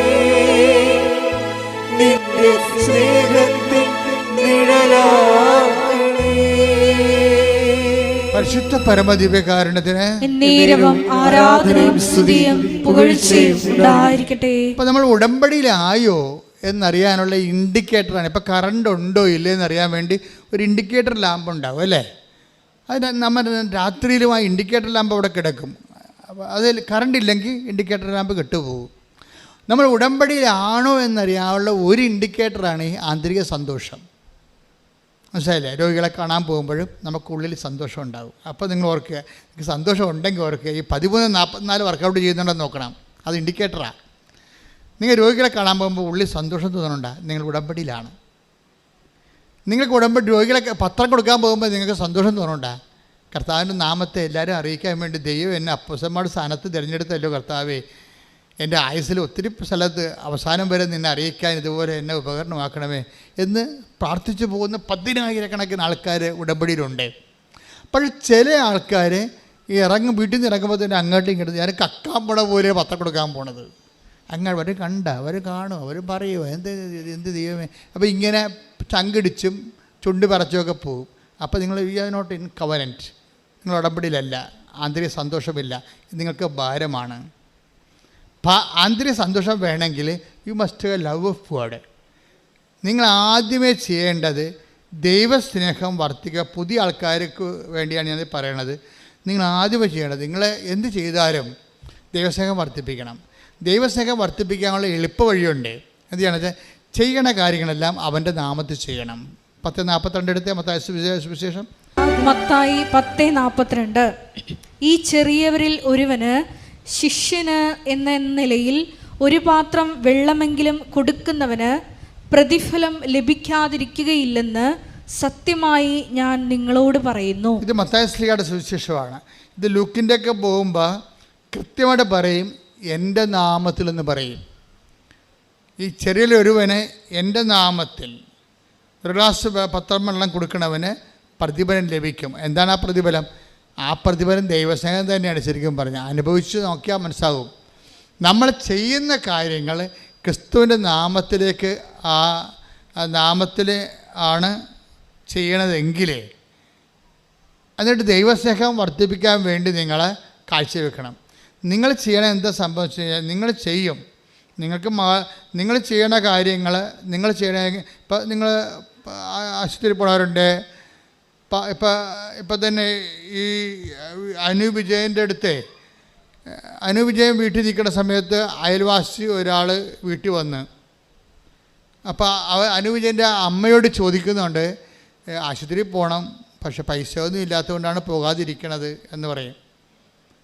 അപ്പോൾ അനൂപ് വിജയൻ അത് കേട്ട് അവളുടെ മാല പണയം വെച്ച കാശ് കുറേ കൊണ്ടുവന്ന് ഇയാൾക്ക് കൊടുക്കും. ചേട്ടായി ആശുപത്രി പോകും എന്ന് പറയും. അവളെന്താ ചെയ്യണത്? അത് ക്രിസ്തുവിനുള്ള സ്നേഹത്തെപ്പറ്റി അവൾ ചെയ്യണത്. ക്രിസ്തുവിനുള്ള സ്നേഹത്തെപ്പറ്റിയാണ് ചെയ്യണത്. കാര്യത്തിൽ ഈ ചെയ്യുമ്പോൾ ചെയ്യണ കാര്യങ്ങൾ ദൈവസ്നേഹത്തോട് ചെയ്യണം. അനുവിജയൻ്റെ വിഷയം അതല്ല. അവളുടെ വിഷയം PSCക്ക് എഴുതിയിട്ടുണ്ട്. അവളുടെ ഏജ് ഓവറാകാൻ പോണ്. അവളേക്കാൾ എഴുതിയിരിക്കുന്ന ആൾക്കാരെല്ലാം ഹൈ റാങ്ക് ഉള്ളവരും അവരെക്കാൾ മെച്ചമായിട്ടുള്ള ആൾക്കാരാണ്. പക്ഷേ ഇവൾക്കിത് മാത്രമേ ആശ്രയിക്കാനുള്ളൂ. വേറെ ഒരു ഗതി പിടിക്കാൻ വേറൊരു ഓപ്ഷൻ ഇല്ല. അങ്ങനെ ഒരു ലിവിങ് ഓൺ ദി എഡ്ജ് എന്ന് പറഞ്ഞ പോലുള്ള ഒരു അറ്റത്ത് ജീവിക്കുന്ന ആളാണ്, വിധിയുടെ അറ്റത്ത് ജീവിക്കുന്ന ആളാണ്. അപ്പോൾ അവളെ സംബന്ധിച്ചിടത്തോളം പ്രധാനപ്പെട്ട പ്രാധാന്യം എന്താണ്? ഇയാൾക്ക് ഈ പണം കൊടുക്കുമ്പോഴും ദൈവമേ എങ്ങനെയെങ്കിലും എൻ്റെ PSCക്ക് ഒന്ന് കരകയറ്റണം എന്നാണ് അവൾ പറയേണ്ടത്.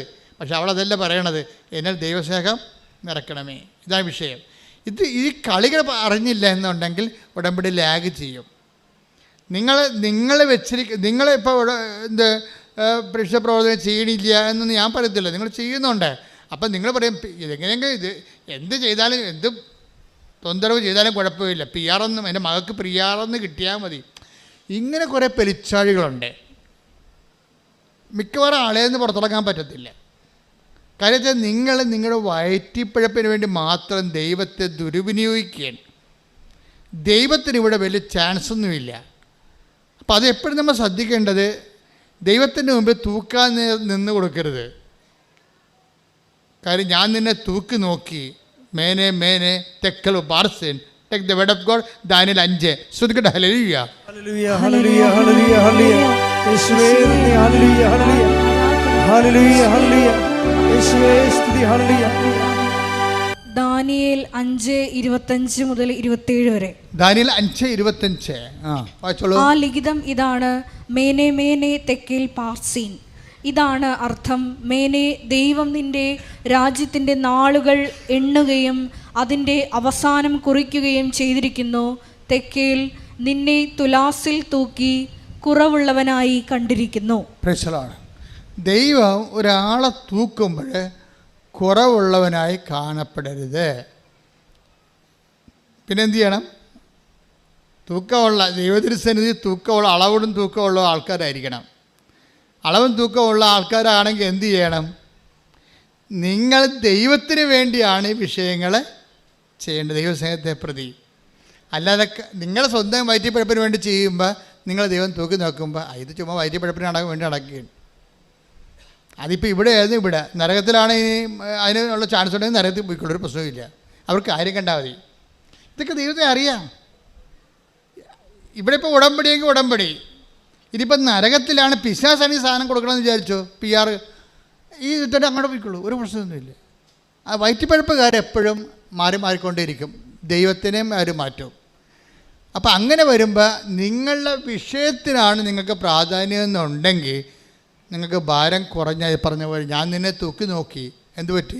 നീ ഭാരം കുറഞ്ഞവനായിട്ട് കാണപ്പെട്ടു. അതുകൊണ്ട് എന്താണ്?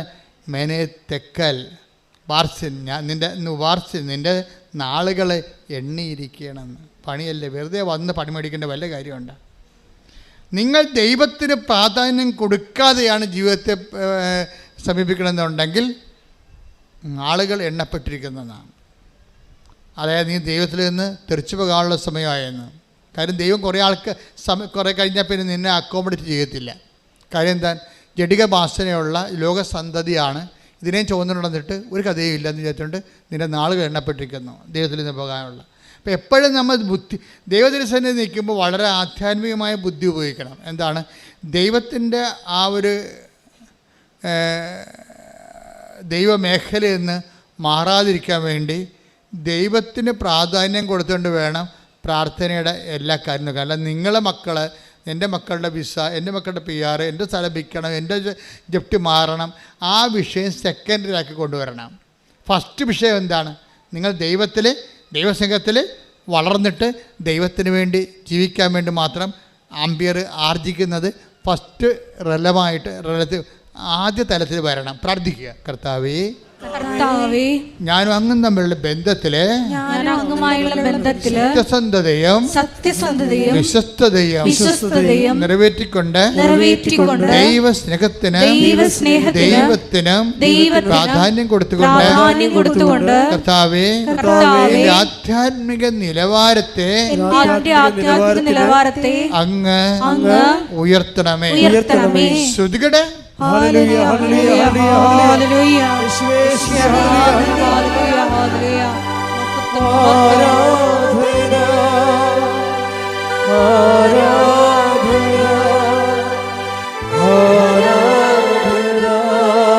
ആരാധന,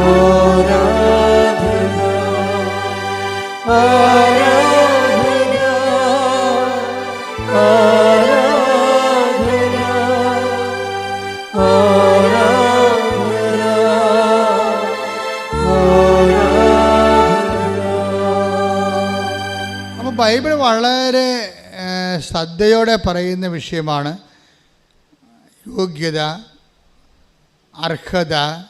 അതുപോലെ തന്നെ നമ്മളെപ്പോഴും ഇതിൻ്റെ അർഹതയും യോഗ്യതയും ഉടമ്പടിയിൽ ഒത്തിരിയേറെ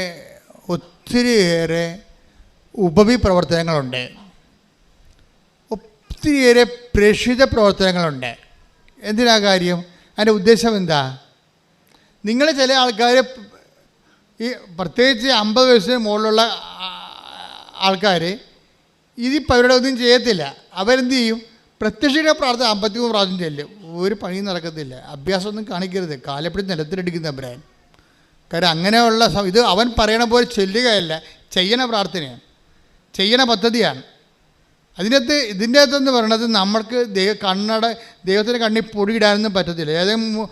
നിങ്ങൾക്ക് 53 പ്രാവശ്യം പ്രത്യക്ഷ പ്രാർത്ഥനയില്ലെങ്കിൽ ഏതായാലും മൂലക്കുത്തി ഇരുന്നാൽ പോരെ, ചുമ്മാ ചെല്ലി കൂട്ടാതെ പണി കൊണ്ടാ. വീട്ടിലെ പണി പോലും ചെയ്യേണ്ട ആവശ്യമില്ല. വീട്ടിലെ പണി പോലും ഞാൻ ഇവിടെ പ്രാർത്ഥിക്കണം എന്ന് പറയും, അത്രേ ഉള്ളൂ. അപ്പോൾ ജീവിതത്തിൽ നിന്നും വീട്ടിൽ നിന്നും ഉത്തരവാദിത്തത്തിൽ നിന്ന് ഒളിച്ചോടാൻ വേണ്ടി ചില ആൾക്കാർ പ്രാർത്ഥനയുടെ പുതപ്പിൻ്റെ അകത്ത് കയറിയിരിക്കും. ഈ അഭ്യാസമൊന്നും ദൈവത്തിൻ്റെ അടുത്ത് ഈ ഉടമ്പടി നടക്കത്തില്ല. നിങ്ങൾ പ്രാർത്ഥനയുടെ എണ്ണം കൊണ്ട് കാര്യമൊന്നുമില്ല. മര്യാദയ്ക്ക് അവിടെ എന്താ പറഞ്ഞിരിക്കണം നോക്കണം, അവൻ പറയണ പോലെ ചെയ്യുക. അത് ദൈവസ്നേഹത്തോടെ ചെയ്യണം, അല്ല ആക്കാനും വേണ്ടി ഒക്കെ അയക്കണ പോലെ ഒപ്പിക്കരുത്. ദൈവസ്നേഹത്തോടെ അവൻ പറയണ പോലെ ചെയ്യണം. ഇങ്ങനെ ചെയ്തു വരുമ്പോൾ എന്താ സംഭവം, എന്തിനാണ് ഇതൊക്കെ വെച്ചിരിക്കണമെന്ന് ചോദിച്ചു കഴിഞ്ഞാൽ, ദൈവത്തിൻ്റെ തിരുസന്നിധിയിൽ ഇപ്പോൾ ഉടമ്പടിയിലാണോ നിങ്ങൾ, അതിന് ഇൻഡിക്കേറ്ററുണ്ട്. അത് ഒരു ഇൻഡിക്കേറ്റർ ആന്തരിക സന്തോഷമാണ്. എല്ലാം ചെയ്യുമ്പോൾ ഒരു സന്തോഷം ഉള്ളിലുണ്ടെങ്കിൽ നിങ്ങൾ ഉടമ്പടിയിലാണ്. അതുപോലെ തന്നെ ഈ വിഷയങ്ങളൊക്കെ ഉടമ്പടിയുടെ എപ്പോഴും നിങ്ങളുടേതായിട്ടുള്ള സ്വതസിദ്ധമായ മെറിറ്റ് കീപ്പ് ചെയ്യണം. കാര്യം നിങ്ങൾ കോമ്പറ്റൻ്റ് അതോറിറ്റി ആണോ ദൈവമായിട്ട്? നിങ്ങൾ ആരുമായിട്ടാണ് ഉടമ്പടി ചെയ്തിരിക്കുന്നത്? നിങ്ങൾ പഞ്ചായത്ത് പ്രസിഡൻറ്റുമായിട്ടൊന്നും അല്ല ഉടമ്പടി ചെയ്തിരിക്കുന്നത്. ആരുമായിട്ടാണ്? നിങ്ങൾ ആ ഇക്വാലൻ്റ് പാർട്ട്ണർ അല്ല. ബേസിക്കായിട്ട് നിങ്ങളും ദൈവവും തമ്മിൽ ഉടമ്പടി ചെയ്യാൻ ഇക്വാലൻ്റ് പാർട്ട്ണർ, ഒരു തുല്യ പങ്കാളിയല്ല. ആണോ? ദൈവം നമുക്ക് ഉടമ്പടി ചെയ്യാൻ തുല്യ പങ്കാളിയല്ല. പിന്നെ തുല്യ പങ്കാളി അല്ലാത്ത ഒരാളുമായിട്ട് ഗതികെട്ടൊരു മനുഷ്യൻ ഉടമ്പടി ചെയ്യുമ്പോൾ നമ്മളെന്താ ചെയ്യേണ്ടത്? നമ്മൾ ദൈവത്തിൻ്റെ തുല്യ പങ്കാളിയാകാൻ വേണ്ടിയുള്ള പ്രൊവിഷൻസ് ഉണ്ട് ബൈബിളിൽ, അത് നമ്മൾ ഉപയോഗിക്കണം. അതിനാണ് ഞങ്ങൾ പ്രേക്ഷിത പ്രവർത്തനം തന്നിരിക്കണം നിങ്ങൾക്ക്. ബൈബിൾ അംഗീകരിച്ചിട്ടുള്ളതല്ലേ ചെയ്യാൻ പറ്റത്തുള്ളൂ, അല്ല അച്ഛൻ്റെ തലക്കാരുടെ സാധനം ചെയ്യാൻ പറ്റത്തില്ല. ബൈബിൾ ഒരു ഉടമ്പടിയുടെ തുല്യ പങ്കാളിയാകാൻ ബൈബിൾ നിശ്ചയിച്ചിട്ടുള്ള അർഹതാ പ്രവർത്തനങ്ങളുണ്ട്. ആ അർഹതാ പ്രവർത്തനങ്ങളിൽ ഒന്നെന്താണ്? പ്രേക്ഷിത പ്രവർത്തനമാണ്. കർത്താവിനെ അറിയാത്തവരെ അറിയിക്കുക. അതെങ്ങനെ അറിയിച്ചാൽ പോരാ, സന്തോഷത്തോടെ അറിയിക്കണം. രണ്ടാമത്തത് എന്താണ്? ക്രിസ്തുവിൽ സഹിക്കുന്ന ആൾക്കാരിൽ ക്രിസ്തുവിനെ കണ്ടുകൊണ്ട് അവരെ ക്രിസ്തുവിൻ്റെ നാമത്തെ പരിചരിക്കണം. ഉപവിപ്രവർത്തനം വേണ്ടത് അങ്ങനെയാണ്. ഈ രണ്ട് സംഭവങ്ങളാണ് രണ്ട് ചിറകായിട്ട് വരണത്. ഇതിൻ്റെ ചിറകാണ് ടൈം ഷോട്ട് ചെയ്യണത്. അപ്പോൾ എപ്പോഴും നമ്മൾ ചെയ്യണത് ഇത് പദ്ധതി പ്രാർത്ഥനയാണ്. അപ്പോൾ പദ്ധതി പ്രാർത്ഥനയാകുമ്പോൾ അതിൻ്റെ മിനിമം ഇതാണ് ഇതിൻ്റെ അർഹത എന്ന് പറയുന്നത്. അർഹത യോഗ്യത എന്നൊക്കെ പറയും. ഇപ്പം നോട്ട് ബൈ മെറിറ്റിൽ ഉടമ്പടി വർക്ക് ചെയ്യും, പക്ഷേ ഉടമ്പടി എടുക്കാൻ നിങ്ങൾക്കത് യോഗ്യത വേണം. കാര്യം നോട്ട് ബൈ മെറിറ്റിൽ ഉടമ്പടി വർക്ക് ചെയ്യണമെന്ന് പറഞ്ഞാൽ എന്താണെന്ന് അറിയാമോ? ഇപ്പം നോട്ട് ബൈ മെറിറ്റ്, നിങ്ങളുടെ മെറിറ്റ് അല്ലാതെ ഉടമ്പടി വർക്ക് ചെയ്യും. ഇപ്പോൾ ക്യാൻസർ 4th സ്റ്റേജ് എന്ന് പറയും. അപ്പോൾ ഇന്നലെ ഒരു സാക്ഷ്യം വായിച്ചു. അതെന്ന് വെച്ചാൽ അവർ ഡോക്ടറുടെ അടുത്ത് ചെല്ലുമ്പോൾ അവർ പ്രഗ്നൻ്റ് അല്ല, 9 കൊല്ലമായിട്ട് മക്കളില്ല. ഡോക്ടറുടെ അടുത്ത് ചെന്ന് ടെസ്റ്റ് ചെയ്യുമ്പോൾ പ്രഗ്നൻ്റ് അല്ല. അവർ പുറത്തിറങ്ങി മടുത്തു. ഇനി ഒരു ഡോക്ടർമാരടുത്തും പോണില്ല, ഒരു ആശുപത്രിയിലും പോണില്ല, ഞങ്ങൾ നിർത്തി എന്ന് പറഞ്ഞിട്ട് അവർ തീരുമാനം എടുക്കും. മാതാവിൻ്റെ അടുത്ത് ചെന്ന് അമ്മ കുഞ്ഞിനെ തരുമെങ്കിൽ മേടിക്കൂ, അല്ലെങ്കിൽ ദൈവത്തിൻ്റെ ഇഷ്ടം പോലെ എന്ന് പറഞ്ഞിട്ട് ഉടമ്പടി എടുക്കാൻ തീരുമാനിച്ചു. ഉടമ്പടി എടുക്കാൻ തീരുമാനിച്ചു കഴിഞ്ഞിട്ട് പിന്നെ അവർ കൃപാസനത്തിൽ വന്നിട്ടില്ല, എടുക്കാൻ തീരുമാനിച്ചതേ ഉള്ളൂ. അതുക്കുമ്പോൾ ടെസ്റ്റ് ചെയ്തപ്പോൾ കുഞ്ഞുങ്ങളില്ല. അച്ഛൻ ഇന്ന് ഞായറാഴ്ച കുർബാനയ്ക്കത് പറഞ്ഞായിരുന്നു. എന്താ സംഭവിച്ചിരിക്കേണ്ടത്? ടെസ്റ്റ് ചെയ്തപ്പോൾ അവർ പ്രഗ്നൻ്റാണ്. ഈ ദൈവ പദ്ധതിയുടെ രീതി അതാണ്. അതായത് നേരത്തെ സയൻറ്റിഫിക്കായി ടെസ്റ്റ് ചെയ്താണ് അവർ പ്രഗ്നൻ്റ് അല്ല. പക്ഷേ പിന്നെ സംഭവിച്ച കാര്യം എന്താണ്? അവർ ഉടമ്പടി എടുക്കാൻ തീരുമാനിച്ചു എന്നേ ഉള്ളൂ. ഉടമ്പടി എടുക്കാൻ തീരുമാനിക്കുമ്പോൾ സംഭവിക്കണത്, ചില ആൾക്കാർ വീട്ടിൽ ഇരുന്ന് ഉടമ്പടി എടുക്കാമെന്ന് വിചാരിച്ചാൽ മതി, അപ്പം തന്നെ ബ്ലെസ്സിങ്സ് വരാൻ തുടങ്ങും. അതിൻ്റെ കാരണം വെച്ച് കഴിഞ്ഞാൽ നിങ്ങൾ സത്യസന്ധരാണെന്നും ഉടമ്പടി വൃത്തിമേനായിട്ട് ചെയ്യുമെന്നും നിങ്ങൾ ദൈവതിരുസന്നിധിയിൽ ആത്മാർത്ഥതയോടെ ഇത് നിറവേറ്റുമെന്നും നിങ്ങൾ എടുക്കാൻ തീരുമാനിക്കുമ്പോൾ തന്നെ ദൈവത്തിന് അറിയാൻ പറ്റും. അതുകൊണ്ട് അപ്പം തന്നെ അനുഗ്രഹം വരാൻ തുടങ്ങും. ചില ആൾക്കാർ ഉടമ്പടി എടുത്ത് 4 ഒന്ന് പുതുക്കിയാൽ പോലും ദൈവം തിരിഞ്ഞു നോക്കത്തില്ല. എന്താ കാര്യം? അവരെ ഉടമ്പടി എടുത്ത കാലത്ത് എന്ത് സ്വഭാവമായിരുന്നു അത് തന്നെയാണ് ഇപ്പോഴും. എന്ത് സ്വഭാവമായിരുന്നു ഉടമ്പടി എടുക്കുന്ന കാലത്ത് അവർക്ക് ഒരു മാറ്റം അവർക്കില്ല. പിന്നെ ചെയ്തില്ല, പത്രം കൊടുത്ത് രോഗികളെ പോയി കൊണ്ട് ഇങ്ങനെ എല്ലാത്തിനും ഇങ്ങനെ പെട്ടെന്ന് ഉത്തരം പറയാം. പക്ഷേ എന്ത് അരൂപിയിലാണിത് ചെയ്തിരിക്കുന്നത്? നിങ്ങൾ എന്ത് ചെയ്താലും ഈശോ ചോദിക്കും എന്ത് ചെയ്തു എന്നുള്ളതല്ല, എന്ത് അരൂപി ചെയ്തെന്നാണ് ചോദിക്കണേ. അതാണ് എൻ്റെ അത് പണി എല്ലാവരും മേടിക്കണേ ഇവിടെ വെച്ചാണ്. എന്ത് ചെയ്യുക എന്ന് നമുക്ക് എന്തും ചെയ്യാം, പക്ഷെ എന്ത് അരൂപി ചെയ്ത്? ദൈവത്തിന് വേണ്ടിയാണോ ചെയ്തത് അതോ മനുഷ്യൻ്റെ പ്രീതിക്ക് വേണ്ടിയാണോ ചെയ്തത്? അതാണ് ചോദിക്കണത്. പല കാര്യങ്ങളും ചെയ്യണത്, ലോകത്തിലുള്ള ആൾക്കാർ ചെയ്യണത് മനുഷ്യൻ്റെ പ്രീതിക്ക് വേണ്ടി ചെയ്യും. ചിലപ്പോൾ ഇലക്ഷനിൽ വോട്ടിന് ലക്ഷ്യമാക്കി ചെയ്യും. അങ്ങനെ ഓരോ വിഷയം ഉദ്ദേശിച്ച് ചെയ്യും. പക്ഷേ അരൂപി നമ്മൾ ദൈവത്തിന് വേണ്ടിയാണ് ചെയ്യണമെന്നുണ്ടെങ്കിൽ ഭൗതിക ലാഭനഷ്ടങ്ങൾ അവിടെ റെഫറൻസ് വരുന്നില്ല. ഭൗതിക ലാഭനഷ്ടങ്ങൾ നമുക്ക് ചിലപ്പോൾ നഷ്ടം തന്നെയായിരിക്കും ഉണ്ടാകണത്. പക്ഷെ നമ്മൾ ചെയ്തിരിക്കുന്ന ദൈവ മഹത്വത്തിനും ദൈവത്തിൻ്റെ വചനം ഉള്ളത് കൊണ്ടും വചനം അനുസരിക്കുന്നത് കൊണ്ടും അതുകൊണ്ട് ദൈവത്തെ മഹത്വപ്പെടുത്താൻ വേണ്ടിയാണെങ്കിൽ ഉടമ്പടിയിൽ എപ്പോഴും നമ്മൾ ചെയ്യുമ്പോൾ ആ ഫോർമാറ്റാണ് ഉപയോഗിക്കണം. എന്താണ്? നമ്മൾക്കല്ല കർത്താവ് അങ്ങയുടെ തിരുനാമത്തിന് ടേക്ക് ദ ബെഡ് ഓഫ് സങ്കീർത്തനം. ഞങ്ങൾക്കല്ല കർത്താവ് അങ്ങയുടെ തിരുനാമത്തിന് ടേക്ക് ദ ബെഡ് ഓഫ് ശ്രുതികട. ഹല്ലേലൂയ ഹല്ലേലൂയ ഹല്ലേലൂയ ഹല്ലേലൂയ യേശുവേ നന്ദി. ഹല്ലേലൂയ ഹല്ലേലൂയ ഹല്ലേലൂയ ഹല്ലേലൂയ ഹല്ലേലൂയ ഹല്ലേലൂയ യേശുവേ സ്തുതി. Hallelujah hallelujah. 115 സങ്കീർത്തനം 1 തിരുവചനം. സങ്കീർത്തനം 115:1. ഞങ്ങൾക്കല്ല കർത്താവേ, ഞങ്ങൾക്കല്ല. ഏറ്റു പറഞ്ഞ് ഞങ്ങൾക്കല്ല കർത്താവേ, ഞങ്ങൾക്കല്ല കർത്താവേ, ഞങ്ങൾക്കല്ല അങ്ങയുടെ കാരുണ്യത്തെയും വിശ്വസ്തതയെയും പ്രതി അങ്ങയുടെ നാമത്തിനാണ് മഹത്വം നൽകപ്പെടേണ്ടത്. മഹത്വം നമുക്ക് കിട്ടാതെ ദൈവനാമത്തിന് കൊടുക്കുന്ന പ്രവൃത്തികളാണ് ദൈവാത്മാവിനാണ് നയിക്കപ്പെടുന്നത്. മനസ്സിലായില്ലേ? നമ്മൾക്കാണ് അതിൻ്റെ മഹത്വം കിട്ടണമെന്നുണ്ടെങ്കിൽ നമ്മൾ മനുഷ്യാത്മാവിനാണ് നയിക്കപ്പെടുന്നത്. അപ്പം നമ്മൾ മനുഷ്യൻ്റെ മക്കളും സ്റ്റാറ്റസ് കോ ഇപ്പോഴുള്ള നിലവാരം നിൽക്കുകയുള്ളൂ. നമ്മുടെ നിലവാരം ഉയർത്തണമെന്നുണ്ടെങ്കിൽ നമ്മൾ ദൈവത്തിൻ്റെ മക്കളാകണം. ദൈവത്തിൻ്റെ മക്കളാണെന്നുണ്ടെങ്കിൽ ദൈവാത്മാവിനാൽ നയിക്കപ്പെടണം. റോമ 8:14. ദൈവാത്മാവിനാൽ നയിക്കപ്പെടുന്നവരെല്ലാം പറഞ്ഞ് ദൈവാത്മാവിനാൽ നയിക്കപ്പെടുന്നവരെല്ലാം ദൈവത്തിന്റെ പുത്രന്മാരാണ്. ദൈവത്തിൻ്റെ അരൂപിയാണ് നമ്മളെ നയിക്കേണ്ടത്.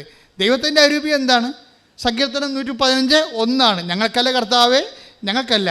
പിന്നെ എന്താണ്? അങ്ങയുടെ തിരുനാമത്തിന് മഹത്വം ഉണ്ടാകട്ടെ. അപ്പോൾ എല്ലാ പ്രവർത്തനങ്ങളുടെയും ഉദ്ദേശം ദൈവത്തിൻ്റെ നാമത്തിൻ്റെ മഹത്വമാണെങ്കിൽ we are leading by the holy spirit. ദൈവത്തിൻ്റെ ആത്മാവിനെ നയിക്കപ്പെടുകയാണ്. അപ്പോൾ എന്താ സംഭവിക്കുന്നത്? We will become the children of God. നമ്മൾ ദൈവത്തിൻ്റെ മക്കളായി മാറും. ഉടമ്പടിയുടെ നിലവാരപ്പെടുത്തലിൻ്റെ ഇങ്ങനെയാണ് വരണത്. അപ്പം നിങ്ങൾ എന്ത് ചെയ്താലും ദൈവാത്മാവിനാൽ ദൈവത്തിൻ്റെ മഹത്വത്തിന് വേണ്ടി ചെയ്യണം. ദൈവത്തിൻ്റെ മഹത്വത്തിന് വേണ്ടി ചെയ്യുന്നവർ ദൈവാത്മാവ് നയിക്കപ്പെടുന്നവരാണ്. ദൈവാത്മാവ് നയിക്കപ്പെടുന്നവർ റോമ 8:14 അനുസരിച്ചുകൊണ്ട് ദൈവത്തിൻ്റെ മക്കളാണ്. കൈയടിച്ച് ശ്രദ്ധിക്കട്ടെ. ഹല്ലേലൂയ.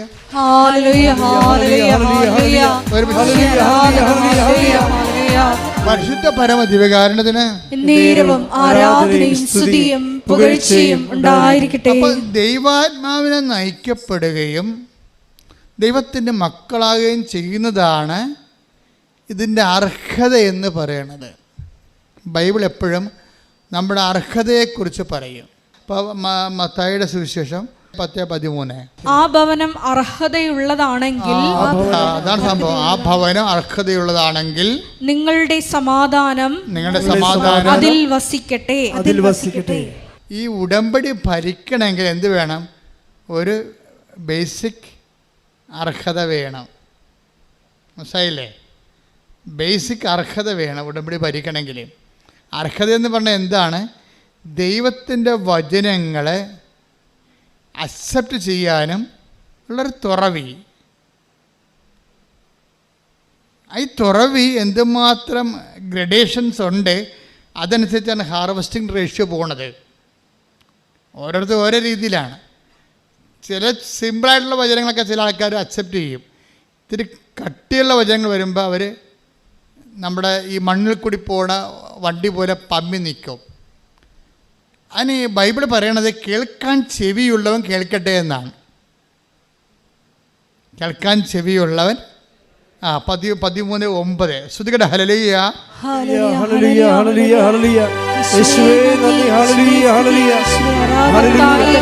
13:9 ആ, ചെവിയുള്ളവൻ കേൾക്കട്ടെ. ചെവിയുള്ളവൻ കേൾക്കട്ടെ. അപ്പോൾ നമ്മൾ ചെവിയുണ്ട്, എനിക്ക് ചെവി കുഴപ്പമൊന്നുമില്ല എന്ന് പറയും. ഞാൻ ഇങ്ങനെ ഒരു ചെവി കേൾക്കണ ഉപകരണം വെച്ച് നടക്കുകയല്ല, ജന്മന എനിക്ക് ചെവിയുള്ള ആളാണ്. ബൈബിൾ അംഗീകരിക്കുന്നത്, നിൻ്റെ ഈ ചെവി അംഗീകരിക്കത്തില്ല.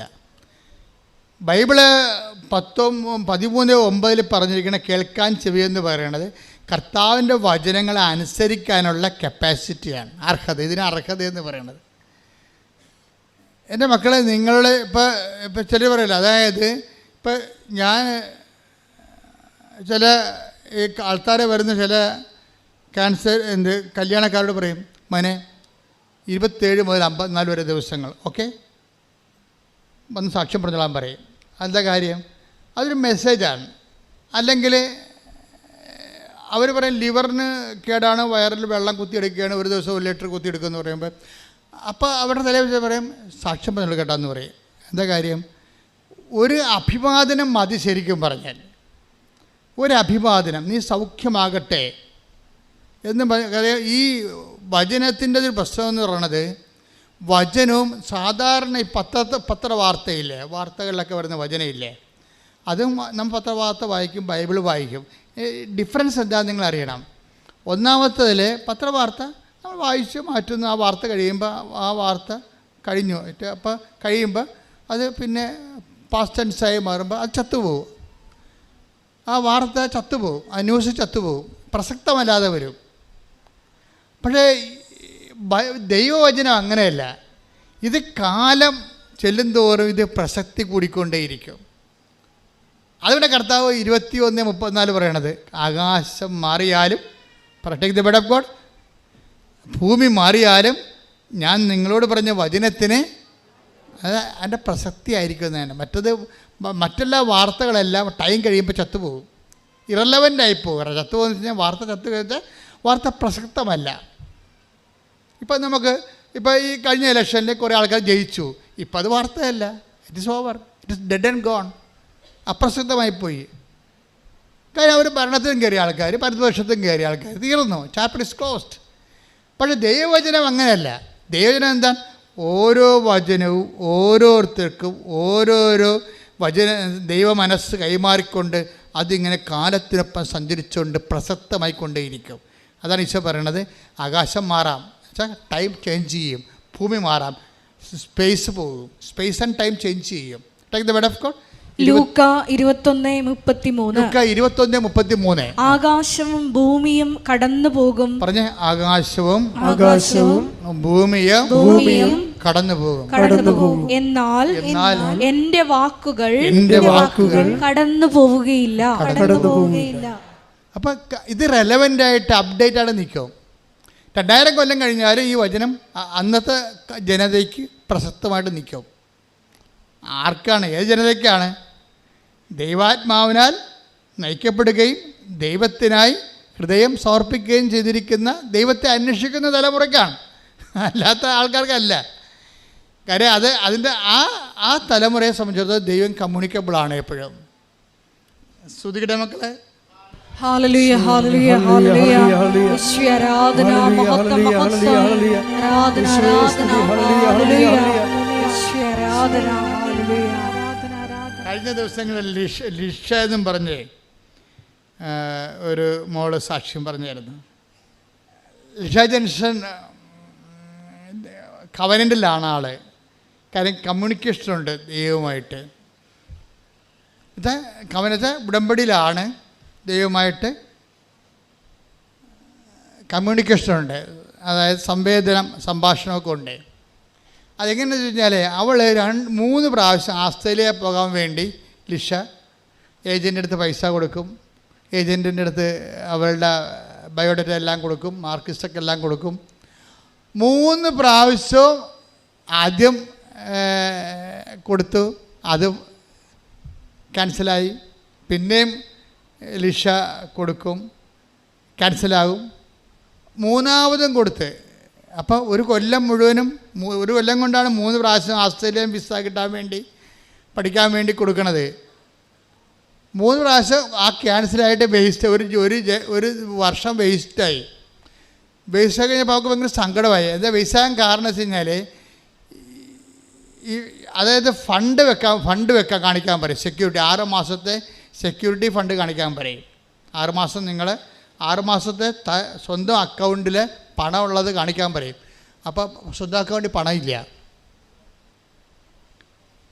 പണമില്ലാത്തതിന് അപ്പോൾ പറയും നിങ്ങൾ അതിന് പകരം ലോൺ എടുക്കാൻ പറയും. പക്ഷേ ലിഷയ്ക്ക് ലോൺ എടുക്കാൻ പറ്റത്തില്ല. എന്താ കാര്യം? ആങ്ങളൊക്കെ ലോൺ എടുത്തിട്ടുണ്ട്.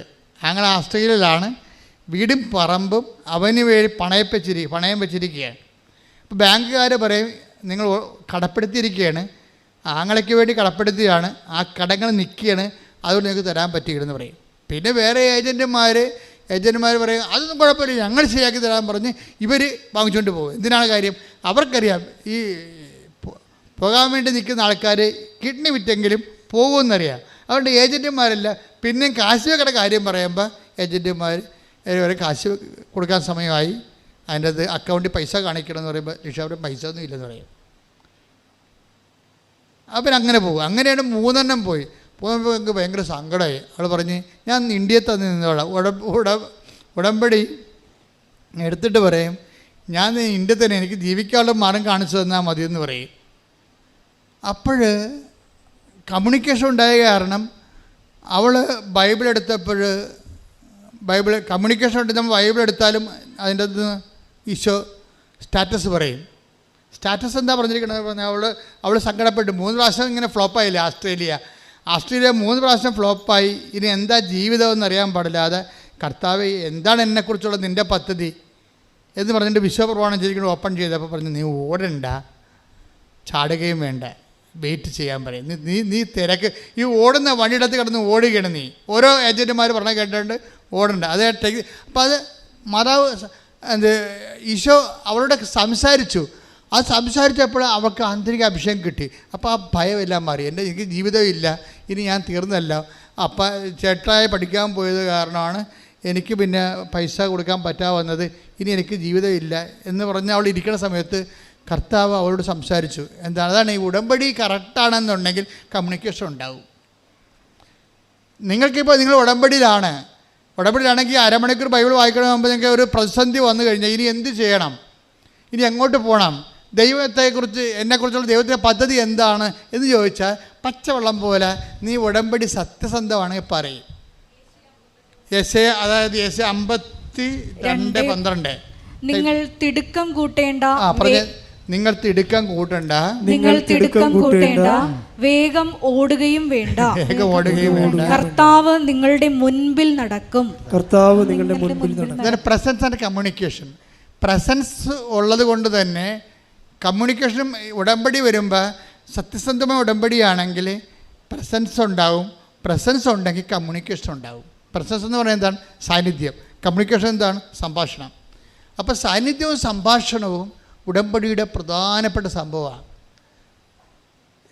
അതായത് നിങ്ങൾക്കറിയാമല്ലോ ഈ സാന്നിധ്യവും സംഭാഷണവും കിട്ടണതിൽ ഇവിടെ ആൾക്കാർ പറയുന്ന സാക്ഷി നോക്കിക്കഴിഞ്ഞാൽ ഒരു 50-60% പേരും ചെറുപ്പക്കാരാണ്, പ്രായമുള്ളവരല്ല, ചെറുപ്പക്കാരാണ്.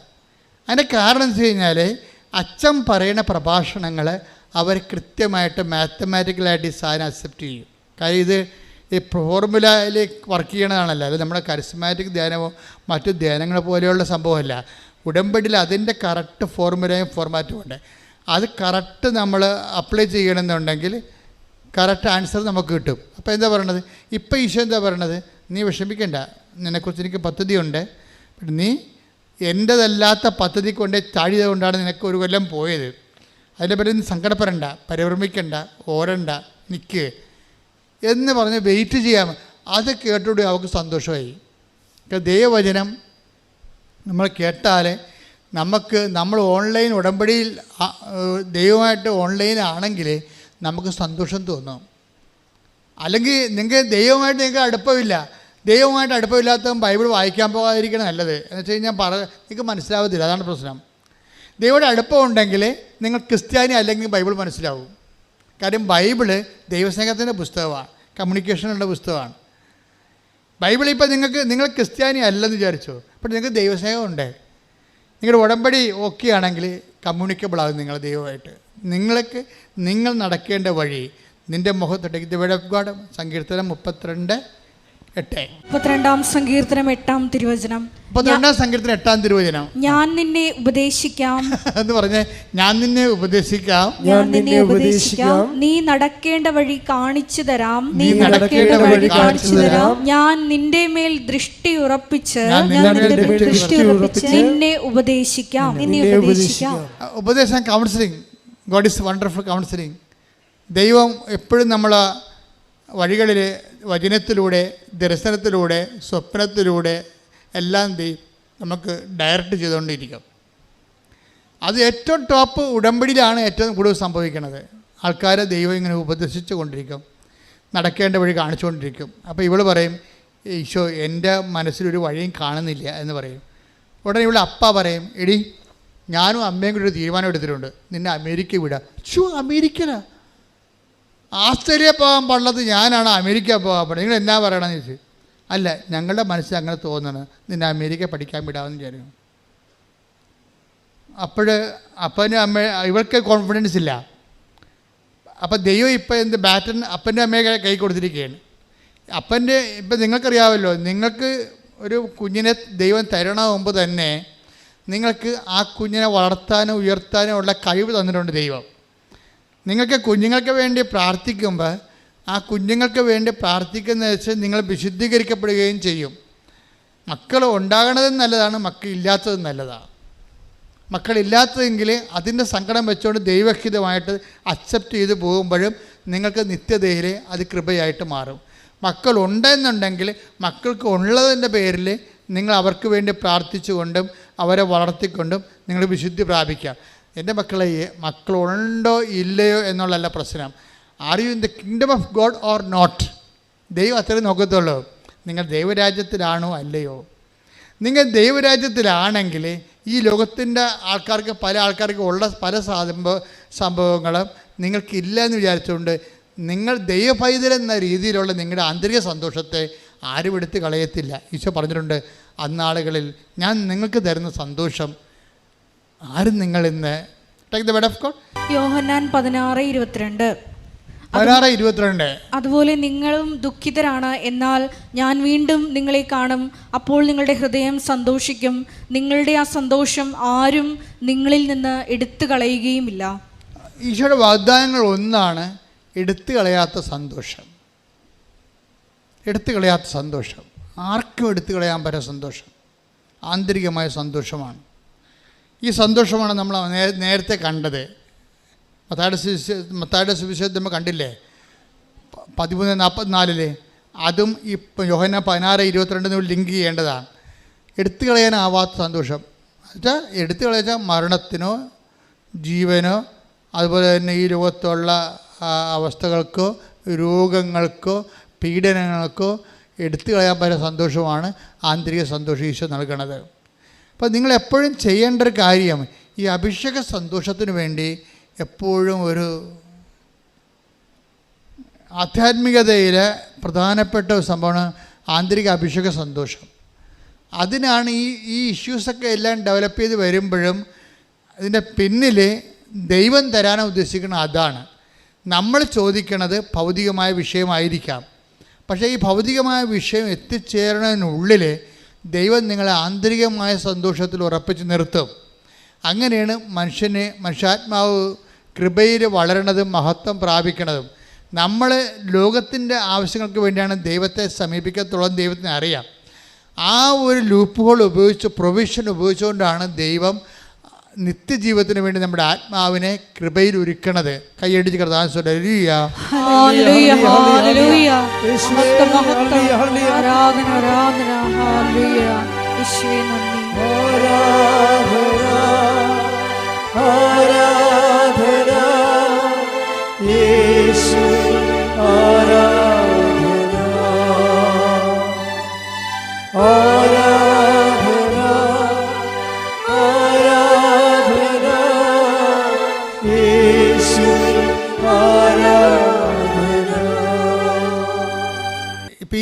നീ ഓടണ്ട, ധൃതിക്ക് ഓടണ്ട, നീ വ്യഗ്രത കാണിക്കേണ്ട എന്ന് അവളോട് കമ്മ്യൂണിക്കേറ്റ് ചെയ്തപ്പോഴേ ഇവൾ ഓക്കെ ആയി.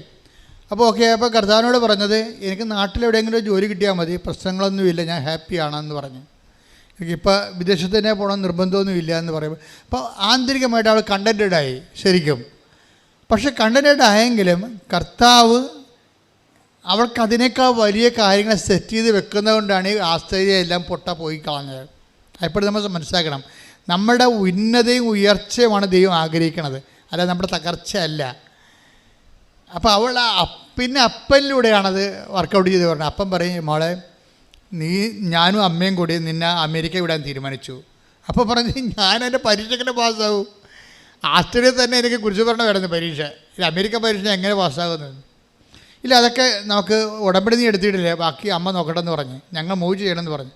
അപ്പോൾ അവർ അമേരിക്കൻ വിസ ട്രൈ ചെയ്ത്, അത് കിട്ടാൻ വലിയ പാടാണല്ലോ. പക്ഷെ അത് കിട്ടാൻ പാടായപ്പോൾ പാടാകുന്ന മനസ്സിലാക്കിയിട്ട് ഇവള് അമ്മയോട് പറയും, മാതാവിനോട്, പരിശുദ്ധ അമ്മയോട് പറയും, അമ്മേ എനിക്ക് ഞാൻ ഉള്ള കാര്യം പറയാമല്ലോ, എനിക്കിതൊന്നും പറ്റത്തില്ല, എനിക്ക് അവരുടെ ഇൻ്റർവ്യൂ ഒന്നും പറ്റത്തില്ല. എനിക്ക് ആസ്ട്രേലിയയിൽ തന്നെ പോയിട്ട് ഞാൻ ഭയങ്കര വെള്ളം കുടിച്ച്, അപ്പോൾ ഇവരുടെ ഈ അമേരിക്കൻസിൻ്റെ ഇൻ്റർവ്യൂ ടഫാണ്, അപ്പോൾ അതെനിക്ക് പറ്റത്തില്ല. പക്ഷേ ഞാൻ കുറേ സാക്ഷ്യം കേട്ടിട്ടുണ്ട് അമ്മേ നീ ചെയ്തത്, നീ ഇൻ്റർവ്യൂവിനൊക്കെ വരുമെന്നൊക്കെ ഞാൻ കേട്ടിട്ടുണ്ട്. അങ്ങനെ വല്ലതും ചെയ്താൽ മാത്രമേ എനിക്കതിൻ്റെ അകത്ത് ഹോപ്പുള്ളെന്ന് പറയും. മാതാവിനോട് സംസാരിക്കുന്ന രീതി കണ്ടില്ലേ, എന്ത് രസമാണ് സംസാരിക്കണൊക്കെ. അതായത് ഞാൻ കുറേ സാക്ഷ്യം കേട്ടിട്ടുണ്ട് അമ്മേ, ഇൻ്റർവ്യൂവിൻ്റെ സമയത്ത് നീ അവിടെ വരുമെന്നൊക്കെ ഞാൻ കേട്ടിട്ടുണ്ട്. അങ്ങനെ വല്ല പരിപാടിയൊക്കെ നടന്നാൽ മാത്രമേ എനിക്കിതിനകത്ത് ഹോപ്പുള്ളെന്ന് പറയും. എന്നിട്ട് ഇവളും ഈ പ്ലേസ് ഫയൽ മാതാവിനെ ഏൽപ്പിക്കും. അമേരിക്കൻ ഇൻ്റർവ്യൂവിൻ്റെ സമയത്ത് പിറ്റേ ദിവസം ഇൻ്റർവ്യൂ വരണ സമയത്ത് ഇതൊക്കെ പെട്ടെന്ന് ഇനി സ്പീഡപ്പാണ്. ആസ്ട്രേലിയക്കുള്ള അത്രയും പ്രശ്നങ്ങൾ പോലും അമേരിക്കയ്ക്ക് ഇവർക്ക് വരുന്നില്ല. അത് ഫെദർ ടച്ച് പവർ സ്റ്റിയറിങ്ങിൽ പോവുകയാണ്, ഇടിപെട്ട് പോക്കാണ് പോകുന്നത്. ഇവളുടെ കയ്യിൽ നിന്നും വിട്ടു പോയിക്കുകയാണ്, എല്ലാം സ്പീഡായിട്ട് അടക്കുകയാണ്. അതായത് ദൈവഹിതമാണ് ടകടാന്ന് ഈ സംഭവം നടക്കുകയും. അപ്പോൾ ഉടനെ അവസാനം ഇൻ്റർവ്യൂവിന് കോൾ ഫോറായി. എല്ലാവർക്കും ഹൈദരാബാദ് കിട്ടി, അവരൊക്കെ എല്ലാം വിസ നിഷേധിച്ച്. അപ്പോൾ ഇവർക്ക് കിട്ടിയത് ന്യൂഡൽഹിയിലാണ്. അപ്പോൾ ഹൈദരാബാദിലെ വിസ നിഷേധിച്ച് കഴിഞ്ഞപ്പോൾ തന്നെ ഇവർക്ക് മനസ്സിലായി ഹൈദരാബാദിൽ കിട്ടുന്നില്ല, ഇനിയിപ്പോൾ ന്യൂഡൽഹി പണ്ടേ പോവുകയാണ്. അപ്പോഴാണ് ഇവിടെ പറയണത്, അമ്മേ ഞാൻ ന്യൂഡൽഹിയിലോട്ട് പോവുകയാണ്, അപ്പം അമ്മ അവിടെ വന്നാൽ മാത്രമേ ഇതിനകത്ത് എനിക്ക് ഹോപ്പുള്ളൂ. ഉടനെ ഇവിടെ ന്യൂഡൽഹി ചെല്ലും.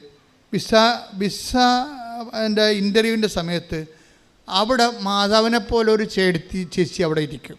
ഇവളെ കണ്ടപ്പോൾ തന്നെ ചിരിക്കാൻ തുടങ്ങി. ഇവളെ കണ്ടപ്പോൾ തന്നെ മദാമ്മയ്ക്ക് ഇഷ്ടമായി. മദാമ്മ എന്തിനും അപ്പനെക്കുറിച്ച് അമ്മയെക്കുറിച്ചും ഇവളുടെ ലൈഫിനെക്കുറിച്ചൊക്കെ ചുമ്മാ കാഷ്വലായിട്ട് ചുമ്മാ കളി വർത്താനം പറഞ്ഞുകൊണ്ടിരുന്ന് 5 മിനിറ്റ് കഴിഞ്ഞപ്പോൾ പറയും യുവർ വിസ ഈസ് സാങ്ഷൻഡ് എന്ന് പറയും. ഞാനും ഈ വിസ ഇൻ്റർവ്യൂ പലയിടത്ത് പോയിട്ടുള്ളതാണ്. എന്ത് തലവേദന പിടിച്ച പരിപാടി ഏതാണെന്നറിയാമോ? ഒരു ദിവസം മുഴുവൻ പരിപാടിയാണത്. അപ്പോൾ ഇത് പെട്ടെന്ന്, അതായത് ദൈവം അപ്പോൾ അമ്മ തന്നെ അവിടെ വന്നു. അവൾ പറഞ്ഞത് ശരിയാണ്, കമ്മ്യൂണിക്കേഷൻ്റെ രീതി അതാണ്. അമ്മ തന്നെ ഓൺ ദി സ്പോട്ടിൽ വന്നിട്ട് ഒരു ചോദ്യം പോലും ചോദിക്കാൻ അനുവദിക്കാതെ ആ വിഷയം സെറ്റായി കൊടുക്കും. ഇതിന് ലൈറ്റ് വെയ്റ്റിംഗ് എന്ന് പറയും. ഉടമ്പടിയിലുള്ളൊരു പ്രതിഭാസമാണ് ഭാരച്ചുരുക്കം. ഭയങ്കര ഭാരമാണ്, ഞാനിതെങ്ങനെ ചെയ്യും എന്ന് വിചാരിക്കുന്ന സംഭവങ്ങളെ ചുമ്മാ ഫെദർ ടച്ച് പവർ സ്റ്റിയറിംഗ് പോലെ തെർമോക്കോൾ വെയിറ്റിലേക്ക് സാകുമ്പോൾ മാത്രം പ്രാർത്ഥിക്കുക. കർത്താവ് ദൈവമേ, ആന്തരിക അഭിഷേകത്താലെ ഉടമ്പടി കൽപ്പിച്ചു നൽകുന്ന ഭാരച്ചുരുക്കത്തിലേക്ക് എന്നെ കൈപിടിച്ച് നടത്തണമേ. ശ്രദ്ധിക്കട്ടെ,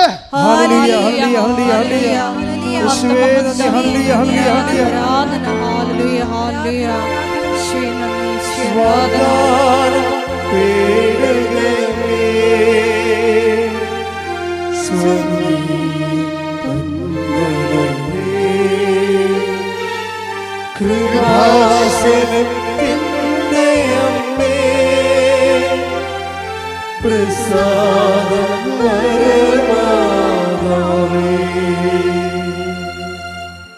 അതായത് നമ്മൾ ടൈം ഷോർട്ടനിങ് ഉണ്ട്. ഇതിനകത്ത് ടൈം ഷോർട്ടനിങ് ഉണ്ട്. പറയുന്നത് ആസ്ട്രേലിയ 3 കൊല്ലം 3 പ്രാവശ്യം ഇൻ്റർവ്യൂ ചെയ്യാവുന്ന കാര്യമാണ് അമേരിക്കയിൽ വിത്തിൻ നോ ടൈം പെട്ടെന്ന് സെറ്റാകണത്. അതാണ് ടൈം ഷോർട്ടനിങ്ങും. ഇനി ഇതിനകത്തൊരു നോട്ട് ബൈ മെറിറ്റ് വർക്ക് ചെയ്യുന്നുണ്ട്. ഉടമ്പടിയിലെ ഒരു പ്രിൻസിപ്പിളാണ് നോട്ട് ബൈ മെറിറ്റ്. കാര്യം ഈ വിസേൻ്റെ സമയത്ത് വീണ്ടും ബാങ്കുകാർ പറഞ്ഞു നിങ്ങളെ ഗ്യാരണ്ടർ വെക്കണം. അല്ലെങ്കിൽ നിങ്ങൾ ലോണിന് വേണ്ടി പറമ്പ് തരണമെന്ന് പറഞ്ഞു. ഇവിടെ പറമ്പുമില്ല. പഴയ അപ്പോൾ ഇവർക്ക് സങ്കടമായി. ഇപ്പോൾ പഴയ അവസ്ഥയായി. ഓസ്ട്രേലിയയിൽ ഇങ്ങനെയാണ് സംഭവം പോണത്. കാശ് വെക്കാൻ പറയുമ്പോൾ കാശ് ഉണ്ടാകത്തില്ല. പിന്നെ എന്ത് ചെയ്യും? പറമ്പും ഉണ്ടാകത്തില്ല. പിന്നെ ക്യാൻസലാവും. വീണ്ടും ആ വിഷയത്തിൽ ചെന്ന്. പക്ഷേ ഇത് മാതാവ് നേരിട്ട് ഫയൽ എടുത്തിരിക്കുന്നതാണ്. അമ്മ ഇങ്ങനെ സമയമായില്ലെന്ന് പറഞ്ഞിട്ട് സമയമാക്കിയതുപോലെ പച്ചമഷിക്ക് ഒപ്പിട്ടിരിക്കുന്നതാണ്. ഈ സാധനം ഇങ്ങനെ ഗ്രീൻ ചാനലിൻ്റെ കൂടെ പോകും. കാര്യം ഇവൾക്ക് വിസ അറേഞ്ച് ചെയ്ത് കൊടുത്ത് അങ്കിൾ പറയും, എടി ഇതൊന്നും പ്രശ്നമൊന്നുമില്ല, ഞാൻ ഗ്യാരണ്ടി ചെയ്യാം, അല്ലെങ്കിൽ പണി ചെയ്യും, ഞാൻ തന്നെ 5 സെൻറ്റ് സ്ഥലം ഞങ്ങൾക്ക് ഫ്രീ ആയിട്ട് തരാം, നീ അത് ബാങ്കിൽ വെച്ചിട്ട് പൈസ എടുക്കാൻ പറഞ്ഞു. അങ്കിള് ബാങ്കിൽ പൈസ എടുക്കാൻ വേണ്ടി 5 സെൻറ്റ് സ്ഥലം ഇവക്ക് വെറുതെ കൊടുക്കും. അപ്പം നിങ്ങൾ ചിന്തിക്കേണ്ടത്, ഒരു സംഭവം ഈ പണമില്ലാത്തത് കൊണ്ടാണ് ഇത്രയും നാളെല്ലാം തകർന്നത്. അതാണ് മെറിറ്റില്ല അതുകൊണ്ട്. അപ്പോൾ നോട്ട് ബൈ മെറിറ്റ്, പിന്നെ ഉള്ളത് ബട്ട് ബൈ ഗ്രേസ് ആണ്. ഗ്രേസ് എന്ന് പറയുമ്പോൾ നമ്മൾ വിചാരിക്കാത്ത ഇടങ്ങളിൽ നിന്ന് നമ്മളെ സപ്പോർട്ട് ചെയ്ത് സഹായം ദൈവം, നമ്മൾ ചിന്തിക്കത്തില്ല, ആലോചിക്കത്തില്ല. എവിടുന്ന് സഹായം വരും എന്ന് ചോദിച്ചു കഴിഞ്ഞാൽ ബൈബിൾ പറഞ്ഞ ഒറ്റ ഉത്തരവേ ഉള്ളൂ. എന്താണ്? ആകാശം ഭൂമി സൃഷ്ടിച്ച കർത്താവിൽ നിന്നാണ് എൻ്റെ സഹായം. Take the word of God. സ്തുതിക്കട്ടെ. ഹല്ലേലൂയ ഹല്ലേലൂയ ഹല്ലേലൂയ ഹല്ലേലൂയ. യേശുവേ നന്ദി. ഹല്ലേലൂയ ഹല്ലേലൂയ ഹല്ലേലൂയ ഹല്ലേലൂയ. പരിശുദ്ധ പരമദിവ്യകാരുണ്യത്തിന് ആരാധനയും സ്തുതിയും പുകഴ്ചയും ഉണ്ടായിരിക്കട്ടെ. നമ്മൾ അനുവിജയൻ്റെ കാര്യം കൂടി എടുത്തിട്ട് നമുക്ക് ധ്യാനം രോഗസൗഖ്യ പ്രാർത്ഥനയ്ക്ക് പ്രവേശിക്കുകയാണ്. അനുവിജയൻ നമ്മുടെ ഇടയ്ക്ക് വെച്ച് പറഞ്ഞായിരുന്നല്ലോ. അനുവിജയൻ്റെ ജീവിതത്തിൽ അവൾ പറയണത്, എനിക്ക് ഇനി കല്യാണം കഴിച്ചതാണ്, ഇനി മുന്നോട്ട് പോകാനുള്ള ഒരു വഴി ഞാൻ കാണുന്നില്ല, എനിക്ക് ആകപ്പാടെ ഉള്ളത് ഈ ലിസ്റ്റാണ്, PSCയുടെ ഈ ലിസ്റ്റാണ്. ഈ ലിസ്റ്റിൽ നിന്ന് എനിക്ക് അപ്പോയിൻമെൻറ്റ് കിട്ടിയില്ലെങ്കിൽ എനിക്ക് ജീവിതമില്ല. പക്ഷേ എനിക്കത് വേണ്ടി പറയാനോ, ഇനി അത് കൈവിട്ടുപോയ പരീക്ഷയാണ്. അപ്പോൾ കൈവിട്ട് പരീക്ഷ എഴുതി കഴിഞ്ഞിട്ടാണ് റാങ്ക് ലിസ്റ്റും കട്ട് ഓഫും വരുന്നതിന് മുമ്പാണ് ഇവിടെ പറഞ്ഞത്, മാതാവിനോട് പറഞ്ഞ, അമ്മേ ഞാൻ പരീക്ഷ എഴുതിപ്പോയി, എനിക്ക് ആ പരീക്ഷ എഴുതിയ കാലത്ത് നിന്നെ അറിയത്തില്ലായിരുന്നു. സത്യമായി ഉള്ളതുപോലെ അവൾ പറയും, പരീക്ഷ എഴുതിയ കാലത്ത് നിന്നെ എനിക്കറിയത്തില്ലായിരുന്നു. ഞാൻ ഉടമ്പടി എടുത്തിട്ടില്ല, ഇപ്പോഴാണ് ഞാൻ ഉടമ്പടി എടുത്തിരിക്കണത്. അതുകൊണ്ട് ഈ ഉടമ്പടി ഞാൻ പരീക്ഷ എഴുതുന്നതിന് മുമ്പ് എടുത്തതായിട്ട് നീ കണക്കാക്കണം. അതായത് ടൈം ഷോർട്ടിങ് എന്ന് പറയുന്ന സംഭവം, അതായത് ആൾക്കാർക്ക് ദൈവത്തോട് സംസാരിക്കുന്ന രീതി കണ്ടില്ലേ, എന്ത് അധികാരമായിട്ടാണ്, എന്ത് ദൈവസ്നേഹത്തോട് സംസാരിക്കുന്നത്. അമ്മയോട് പറഞ്ഞു, അമ്മേ എൻ്റെ അവസ്ഥ ഞാൻ പെട്ടിരിക്കുകയാണ്. അതായത് എനിക്കറിയത്തില്ലായിരുന്നു നീ ഉള്ള കാര്യവും നീ ഉടമ്പടിയിലൂടെ എല്ലാവരും സഹായിക്കുന്ന കാര്യം എനിക്കറിയത്തില്ലായിരുന്നു. ആക്കുമ്പോൾ ഞാൻ PSC പരീക്ഷ എഴുതിയത്. ഇപ്പം ഞാൻ ഉടമ്പടി എടുത്തു. അപ്പോൾ നീ എന്താ ചെയ്യേണ്ടത്? ഇനി ഈ ഉടമ്പടി ഞാൻ പണ്ടെടുത്തതായിട്ട് നീ കണക്കിലെടുക്കണം. ഈ ആൾക്കാർ സംസാരിക്കുന്ന രീതി കണ്ടില്ലേ. അമ്മ അതുപോലെ തന്നെ ഇവൾ പണ്ടെടുത്തതായിട്ട് കണക്കാക്കി. പിറ്റേ ദിവസം കട്ട് ഓഫ് മാർക്ക് വന്നു, 16 കട്ട് ഓഫ് മാർക്ക് വന്നു. കോട്ടയം ജില്ലയിൽ ആദ്യമായിട്ട് ജന്മത്തിൽ 16 കട്ട് ഓഫ് മാർക്ക് വരുന്നത്. ഒരു മാസം കഴിഞ്ഞപ്പോൾ ഇവൾ അപ്പോയിൻറ്റഡ് ആയി. അതായത് ദൈവത്തിൻ്റെ കൂടെ ഇതുപോലെ മനുഷ്യന്മാർ വീട്ടിലുള്ളൊരു അംഗത്തെ പോലെ ദൈവസ്നേഹത്തോടെ സംസാരിച്ചുകൊണ്ട്, സത്യസന്ധമായ ദൈവത്തിന് വേണ്ടി ജീവിച്ചുകൊണ്ട്, സത്യസന്ധമായി ഈ ഉടമ്പടിയുടെ ഭാഗമായി ജീവിതം മുന്നേറുന്ന കാഴ്ച ഓരോ ദിവസവും കൃപാസനത്തിലെ ദൈവം എല്ലാവർക്കും വേണ്ടി കാണിക്കുന്ന സാക്ഷ്യത്തിൻ്റെ കാണിക്കലാണ്. നിങ്ങളെ സാക്ഷ്യങ്ങൾ എപ്പോഴും വായിച്ചു നോക്കണം. ഓരോരുത്തർ സാക്ഷ്യം നമുക്കറിയാം. ഒരു സാക്ഷ്യം എന്ന് പറഞ്ഞ ഒരു ജീവിതമാണ്. ഞാൻ ഉടമ്പടി പത്രം കൈ കിട്ടുമ്പോഴേ ഞാൻ ഓർക്കും, ദൈവമേ ഇതൊരു ജീവിതമാണല്ലോ. ഉടമ്പടി പത്രം കൈ കിട്ടുമ്പോൾ ഇവിടെ ആൾക്കാർ കൊണ്ടും തരത്തില്ലേ. അപ്പം ഞാൻ ഉടനെ ഓർക്കും, ദൈവമേ ഇതൊരു ജീവിതമാണ്. ഞാൻ മാതാവിനോട് പറയും, ഇതൊരു ജീവിതമാണ്. കാര്യം നമ്മളെ സംബന്ധിച്ചിടത്തോളം 100,000 പേരുണ്ടെങ്കിലും ഞാൻ ഓരോരുത്തരെയുമാണ് മാതാവിന് വെക്കണത്. കൊണ്ട് അമ്മേ ഇതൊരു ജീവിതമാണേ, ഇത് രക്ഷപ്പെട്ട ആ കുടുംബത്തിലുള്ള ഒത്തിരി പേര് ആശ്വാസം പ്രാപിക്കും. അപ്പം നമ്മളുടെ ഓരോ ജീവിതത്തിനും ആ ജീവിതങ്ങളിലൂടെ രക്ഷപ്പെടാതിരിക്കുന്ന മറ്റുള്ള അനേകം വീട്ടിലുള്ളവർ ആശ്വാസം പ്രാപിച്ചിരിക്കാതിരിക്കുന്നവർ എല്ലാവരെയും ഉടമ്പടി അഡ്രസ്സ് ചെയ്യുന്നുണ്ട്. എൻ്റെ മക്കളോട് ഞാൻ ഇത്രയും സീരിയസ് ആയിട്ട് പറയാൻ കാര്യം, നിങ്ങൾ പോഴംകളിക്കാർ കുറച്ചുകൂടി സീരിയസ് ആകാൻ വേണ്ടിയാണ്. കാര്യം ദൈവസ്നേഹം നിറഞ്ഞ് പരിശുദ്ധ പ്രവർത്തനമായാലും കർത്താവിനെ എൻ്റെ ചില പറയും ഇന്നലെ ഒരു സഹോദരി ആഴ്ചപ്പെന്നാണ് ഞാൻ മരിച്ചു കിടക്കുമ്പോൾ സത്യമായിട്ടും ഉടമ്പടിക്ക് ആശീർവദിച്ച് നെഞ്ചത്തുണ്ടാകുമെന്ന്. അങ്ങനെയൊക്കെ ഈ ആൾക്കാർ പറയണമെങ്കിൽ എന്ത് ദൈവസ്നേഹം അനുഭവിച്ച് കാണവരെ, എന്ത് ദൈവസ്നേഹം അനുഭവിച്ച് കാണവരെ. അപ്പോൾ ഇത് ദൈവസ്നേഹത്തിൻ്റെ ഒരു പദ്ധതിയാണ്. അതുകൊണ്ട് തന്നെ നിങ്ങളെ പരീക്ഷിക്കാൻ നിൽക്കരുത്. പല ആൾക്കാർക്കും ദൈവം ആദ്യം അടയാളം കാണിക്കട്ടെ എന്നിട്ട് ഞാൻ ഉലക്ക പുഴുങ്ങാമെന്ന് പറഞ്ഞുകൊണ്ടിരിപ്പുണ്ട്. അവളൊക്കെ ഉലക്കൊക്കെ നടുവായിട്ടിരിക്കുന്ന ദൈവം. എന്നാൽ ദൈവത്തെ പരീക്ഷിക്കാൻ വിചാരിച്ചിറങ്ങിയിരിക്കുകയാണ്. ദൈവം ആദ്യം അടയാളം കാണിക്കട്ടെ എന്നിട്ട് ഞാൻ പിന്നെ അടുത്ത പരിപാടി എൻ്റെ കലാപരിപാടി. നിൻ്റെ കലാപരിപാടി കാണിച്ചിട്ട് ദൈവത്തിന് എന്താ? നീ എന്ത് കാണിച്ചിട്ട് എന്ത് കാര്യം ദൈവത്തിന്? വല്ല കാര്യമുണ്ടോ? ദൈവത്തിന് വല്ല പ്രയോജനമുണ്ടോ? അപ്പോൾ മര്യാദയ്ക്ക് നീ മുട്ട് വഴങ്ങിയിട്ട് ദൈവത്തിൻ്റെ വചനമനുസരിച്ച് ജീവിക്കാൻ നോക്കണം. അപ്പം നിൻ്റെ സത്യസന്ധത മനസ്സിലാക്കിയിട്ട് ദൈവം നിന്നെ സഹായിച്ചോളൂ. അല്ലാതെ ദൈവത്തിൽ നിന്ന് ഉടമ്പടിക്ക് ഞാൻ അടയാളം കാണട്ടെ, എൻ്റെ വേദന ഒന്ന് കുറയാൻ നോക്കട്ടെ, എന്നിട്ട് ഞാൻ ഉടുത്ത് കെട്ടി ഒരുങ്ങി ഉടമ്പടിയുടെ ഓരോ കാര്യം ചെയ്യാം. നെവർ, ഇത് വർക്ക് ചെയ്യത്തില്ല. ദൈവത്തെ പരീക്ഷിക്കാൻ വന്ന മറ്റൊരു പിശാചായിട്ട് ദൈവം നിന്നെ കാണത്തുള്ളൂ. എന്തിനാണ് ഉടമ്പടി എടുത്ത് പണി മേടിക്കണത്? അപ്പോൾ മര്യാദക്ക് പഴയ മനുഷ്യൻ ഉരിഞ്ഞു നിൽക്കണം. ചുമ്മാ ഉരിഞ്ഞിട്ട് കാര്യമില്ല, അവൻ്റെ ചെയ്തികളോടുകൂടി. Take the blood of God. ശ്രദ്ധിക്കട്ടെ. ഹല്ലേലൂയ ഹല്ലേലൂയ ഹല്ലേലൂയ ഹല്ലേലൂയ ഹല്ലേലൂയ. യേശുവേ നന്ദി. ഹല്ലേലൂയ ഹല്ലേലൂയ. കൊളോസ്യൻസ് 3:9 പഴയ മനുഷ്യനെ അവന്റെ ചെയ്തികളോട് കൂടെ നിഷ്കാസനം ചെയ്യുവിൻ. അടുത്ത വചനം എന്താ? സമ്പൂർണ്ണ ജ്ഞാനം കൊണ്ട് സൃഷ്ടാവിന്റെ പ്രതിച്ഛായയ്ക്ക് അനുസൃതമായി നവീകരിക്കപ്പെടുന്ന പുതിയ മനുഷ്യനെ ധരിക്കുവിൻ. അപ്പോൾ സൃഷ്ടാവിൻ്റെ പ്രതിച്ഛായക്ക് എന്ന് പറയുമ്പോൾ സൃഷ്ടാവിൻ്റെ പ്രതിച്ഛായയാണ്. അപ്പോൾ ഈശോ ആണെന്ന് ആണ് വ്യാഖ്യാനങ്ങളുള്ളത്. പക്ഷേ സൃഷ്ടാവ് ഈശോ സൃഷ്ടിയല്ലല്ലോ. അപ്പോൾ സൃഷ്ടാവിൻ്റെ പ്രതിച്ഛായ പിന്നെ സൃഷ്ടിയായിട്ടുള്ള ആൾ അമ്മ മാത്രമാണ്. അമ്മയെക്കുറിച്ച് സെൻറ്റ് പോളിന് അറിയാൻ പാടില്ലാത്ത കൊണ്ട് റെഫർ ചെയ്തില്ലെന്നേ ഉള്ളൂ. സൃഷ്ടാവിൻ്റെ പ്രതിച്ഛായ സൃഷ്ടിക്കപ്പെട്ടതാണെങ്കിൽ അത് അമ്മയാണ്. അമ്മയുടെ പ്രതിച്ഛായക്കൊത്ത് നവീകരിക്കപ്പെടണം. അമ്മയുടെ സ്നേഹം, ദൈവസ്നേഹം, അമ്മയുടെ ദൈവവിശ്വാസം, അമ്മയുടെ ശുശ്രൂഷ മനോഭാവം, അമ്മയാണ് ഈശോനെ സ്വീകരിച്ചത്, അമ്മയാണ് ഈശോനെ വളർത്തിയത്, അമ്മയാണ് ഈശോനെ ലോകത്തിന് കൊടുത്തത്, അമ്മയാണ് രക്ഷകർത്തം പൂർത്തിയാക്കാൻ വേണ്ടി കുരിശിന് ചുവട്ടിൽ നിന്ന് അപ്പയുടെ ജോലി പൂർത്തിയാക്കിയത്. എല്ലാം അമ്മയാണ്. അപ്പം നിൻ്റെ അമ്മയെ സ്വീകരിച്ചുകൊണ്ട്, അമ്മയുടെ ആധ്യാത്മികത സ്വീകരിച്ചുകൊണ്ട് ക്രിസ്തുവിൽ വളരാൻ വേണ്ടി ഉടമ്പടി നിന്നെ സഹായിക്കും. ആ രീതിയിലാണ് നീ ഉടമ്പടി എടുക്കുന്നുണ്ടെങ്കിൽ ബാക്കിയെല്ലാം 6:33 അനുസരിച്ച് കൊണ്ട് ചേർത്ത് നൽകും. നിങ്ങൾ ആദ്യം ദൈവരാജ്യത്തെയും അതിൻ്റെ നീതിയെയും കുറിച്ച് അന്വേഷിക്കുക. ബാക്കിയുള്ളതെല്ലാം മത്തായി 6:33 ചേർത്ത് നൽകും. ഉടമ്പടിയിലുള്ള എല്ലാ നിയോഗങ്ങളും ചേർത്ത് നൽകപ്പെടുന്നതാണ്.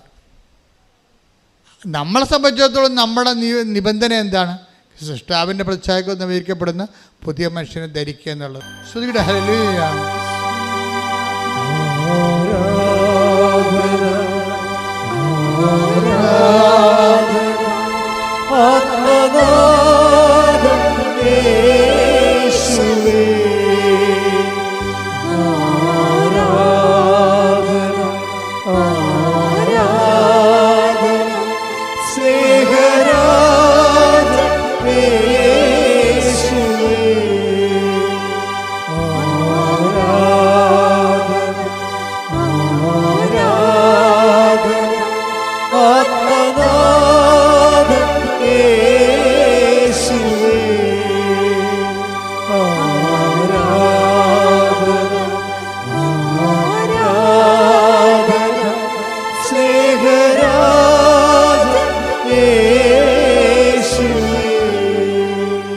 പരിശുദ്ധ പരമദിവ്യകാരുണ്യത്തിന്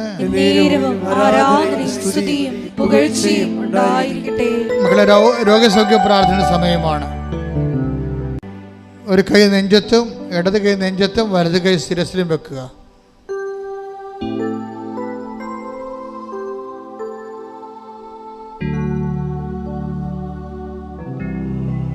ഈ നിമിഷം ഞാൻ സുഖപ്പെടും. കർത്താവ് മാതാവിൻ്റെ മധ്യസ്ഥത്തിൽ ഈശോ എന്നെ സുഖപ്പെടുത്തും. ഇന്ന് ഓൺലൈനിലുള്ളവരും മനസ്സിൽ വിചാരിക്കുക, രക്തസ്രാവക്കാരി രോഗി അവൻ്റെ വസ്ത്രത്തിലെങ്കിലും ഒന്ന് തൊട്ടാൽ താൻ സുഖപ്പെടുമെന്ന് ഉള്ളിൽ വിചാരിച്ചിരുന്നു. രോഗസൗഖ്യ പ്രാർത്ഥനയുടെ അടിസ്ഥാന യോഗ്യത ഉള്ളിൽ വിചാരിപ്പാൻ. ഞാനിപ്പോൾ സുഖപ്പെടും എന്ന് ഉള്ളിൽ വിചാരിക്കണം. കർത്താവേ, നിന്റെ ഉന്നതമായ നാമത്തിന് സ്വസ്ഥം ചെയ്യുന്നു. ശ്രുതികടെ ഹല്ലേലൂയ. ഹല്ലേലൂയ. കർത്താവേ, നിന്റെ ഉന്നതമായ നാമത്തിന് സ്വസ്ഥം ചെയ്യുന്നു. കർത്താവേ, നിന്റെ വിശുദ്ധ പൗരോഹിത്യത്തെ മഹത്വപ്പെടുത്തണമേ. കർത്താവേ, സഭയിലുള്ള സാന്നിധ്യം പ്രകടമാക്കണമേ. 38 വർഷം ഞാൻ അർപ്പിച്ച കൃപാനയുടെ യോഗ്യതയാൽ കൃപാസ്ഥാനത്താറെ ജീവനോടെ പ്രത്യക്ഷപ്പെട്ട പരിശുദ്ധ അമ്മയുടെ മാധ്യസ്ഥത, കർത്താവേ, നിന്റെ തിരുമുറുപാർന്ന് വലതുകരം ആണിപ്പെടുതാർന്ന് അത്ഭുതകരം അടിപ്പിടർ പോലെ വൈദാക്കാലം പോലെ ദൈവിക ശക്തി ഉച്ചമുതൽ ഉള്ളകാലം വരെ പ്രസരിക്കട്ടെ. മാരക രോഗങ്ങള് തീരാവേദികള് യേശുവിന്റെ നാമത്തില് മാറിപ്പോകട്ടെ. ശ്രുതിക്കട്ടെ. ഹല്ലേലൂയ, ഹല്ലേലൂയ, ഹല്ലേലൂയ, ഹല്ലേലൂയ. എല്ലാ രോഗങ്ങളും സുഖപ്പെട്ടുകൊണ്ട് യേശുവേ ആരാധനയിലൂടെ അങ്ങയുടെ നാമത്തെ മഹത്വപ്പെടുത്തണമേ. Hallelujah, hallelujah. മഹത്വം, മഹത്വം, ആരാധന, ആരാധന. ഹല്ലേലൂയ.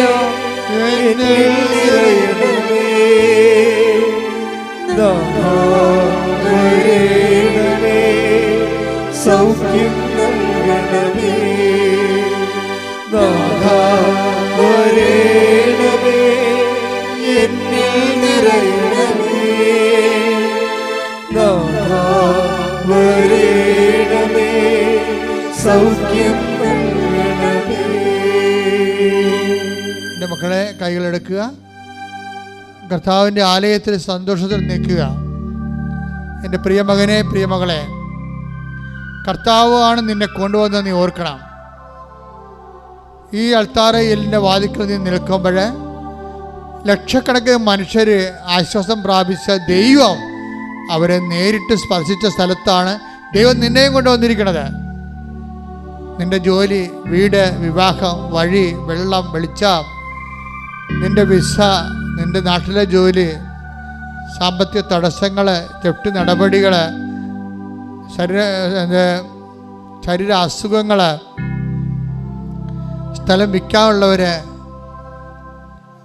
അങ്ങനെ എല്ലാ മണ്ഡലങ്ങളിലും നിന്റെ യാത്രകൾ, ഈ ആഴ്ചയിലുള്ള ഈ മാസത്തിലുള്ള യാത്രകൾ, വന്ന തടസ്സങ്ങൾ, നിൻ്റെ കേസുകൾ, കോടതി കേസുകൾ, നിന്റെ തകർന്ന കുടുംബങ്ങൾ, മക്കളില്ലാത്ത അവസ്ഥകൾ എല്ലാം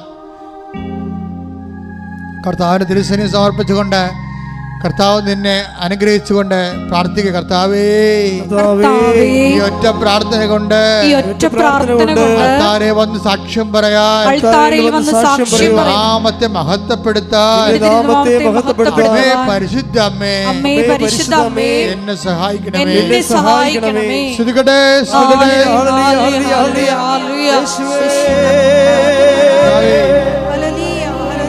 ഉന്നതമായ നാമത്തെ സ്വന്തം ചെയ്ത് കർത്താവേ, കർത്താവേ, നിന്റെ വിശുദ്ധമായ രക്തം തളിക്കണമേ. കർത്താവേ, 38 വർഷം ഞാൻ അർപ്പിച്ച കൃപാന്റെ യോഗ്യതയാൽ കൃപാസ്ഥാനത്താറെ ജീവനോടെ പ്രത്യക്ഷപ്പെട്ട മാതാവിന്റെ മധ്യസ്ഥതയാൽ ജീവിത ദുരിതങ്ങള്, ജീവിത തടസ്സങ്ങള്, ജീവിത സങ്കടങ്ങളുടെ കാരണങ്ങള് യേശുവിന്റെ നാമത്തില് മാറിപ്പോകട്ടെ. ശ്രദ്ധിക്കട്ടെ. ഹല്ലേലൂയ, ഹല്ലേലൂയ, ഹല്ലേലൂയ. ആരാധനയിലൂടെ എല്ലാ ജീവിത ദുരിതങ്ങളെയും തടസ്സങ്ങളെയും നീ ഏറ്റെടുത്തുകൊണ്ട് അങ്ങയുടെ നാമത്തെ വീണ്ടും വീണ്ടും മഹത്വപ്പെടുത്തണമേ. Hallelujah, hallelujah. മുട്ടേ നിൽക്കുക. കൈകൾ കൂപ്പി കർത്താവിനെ നോക്കി മുട്ടേ നിൽക്കുക. വ്യക്തിപരമായ ആവശ്യങ്ങൾക്ക് വേണ്ടി മൗനമായി പ്രാർത്ഥിക്കുക.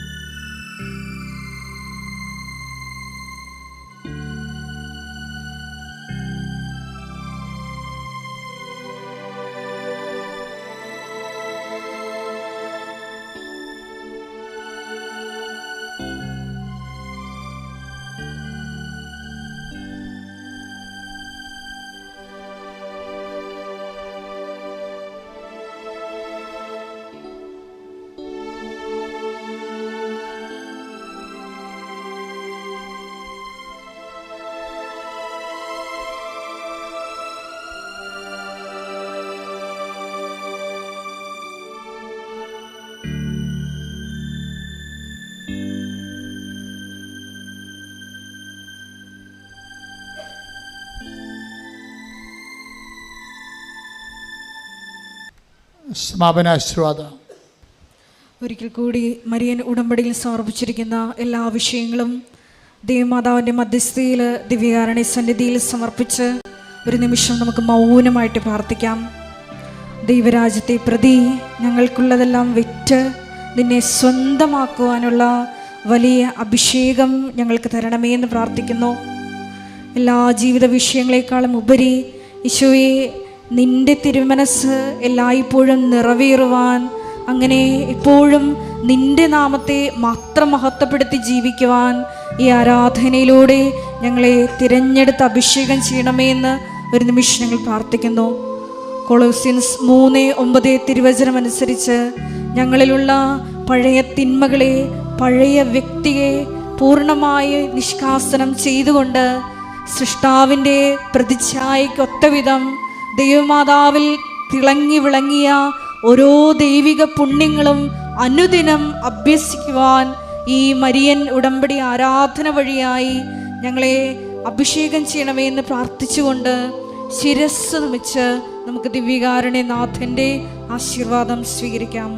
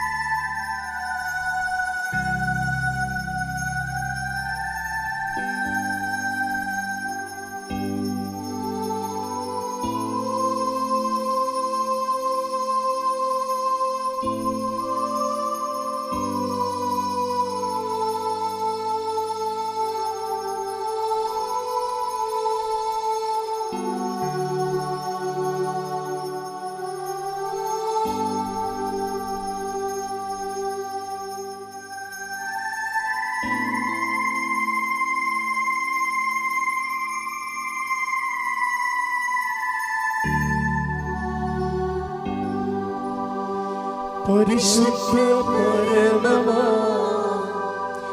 ദിവ്യകാരുണ്യമേ, എന്നുമെന്നും അങ്ങേക്ക് ആരാധന. പരിശുദ്ധ പരമമാ ദിവ്യകാരുണ്യമേ, എന്നുമെന്നും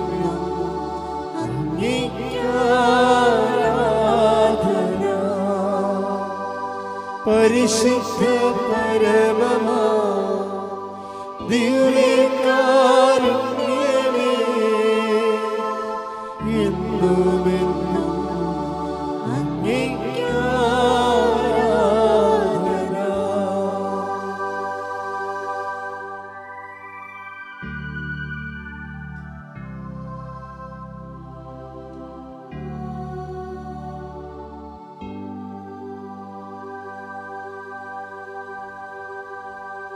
Ave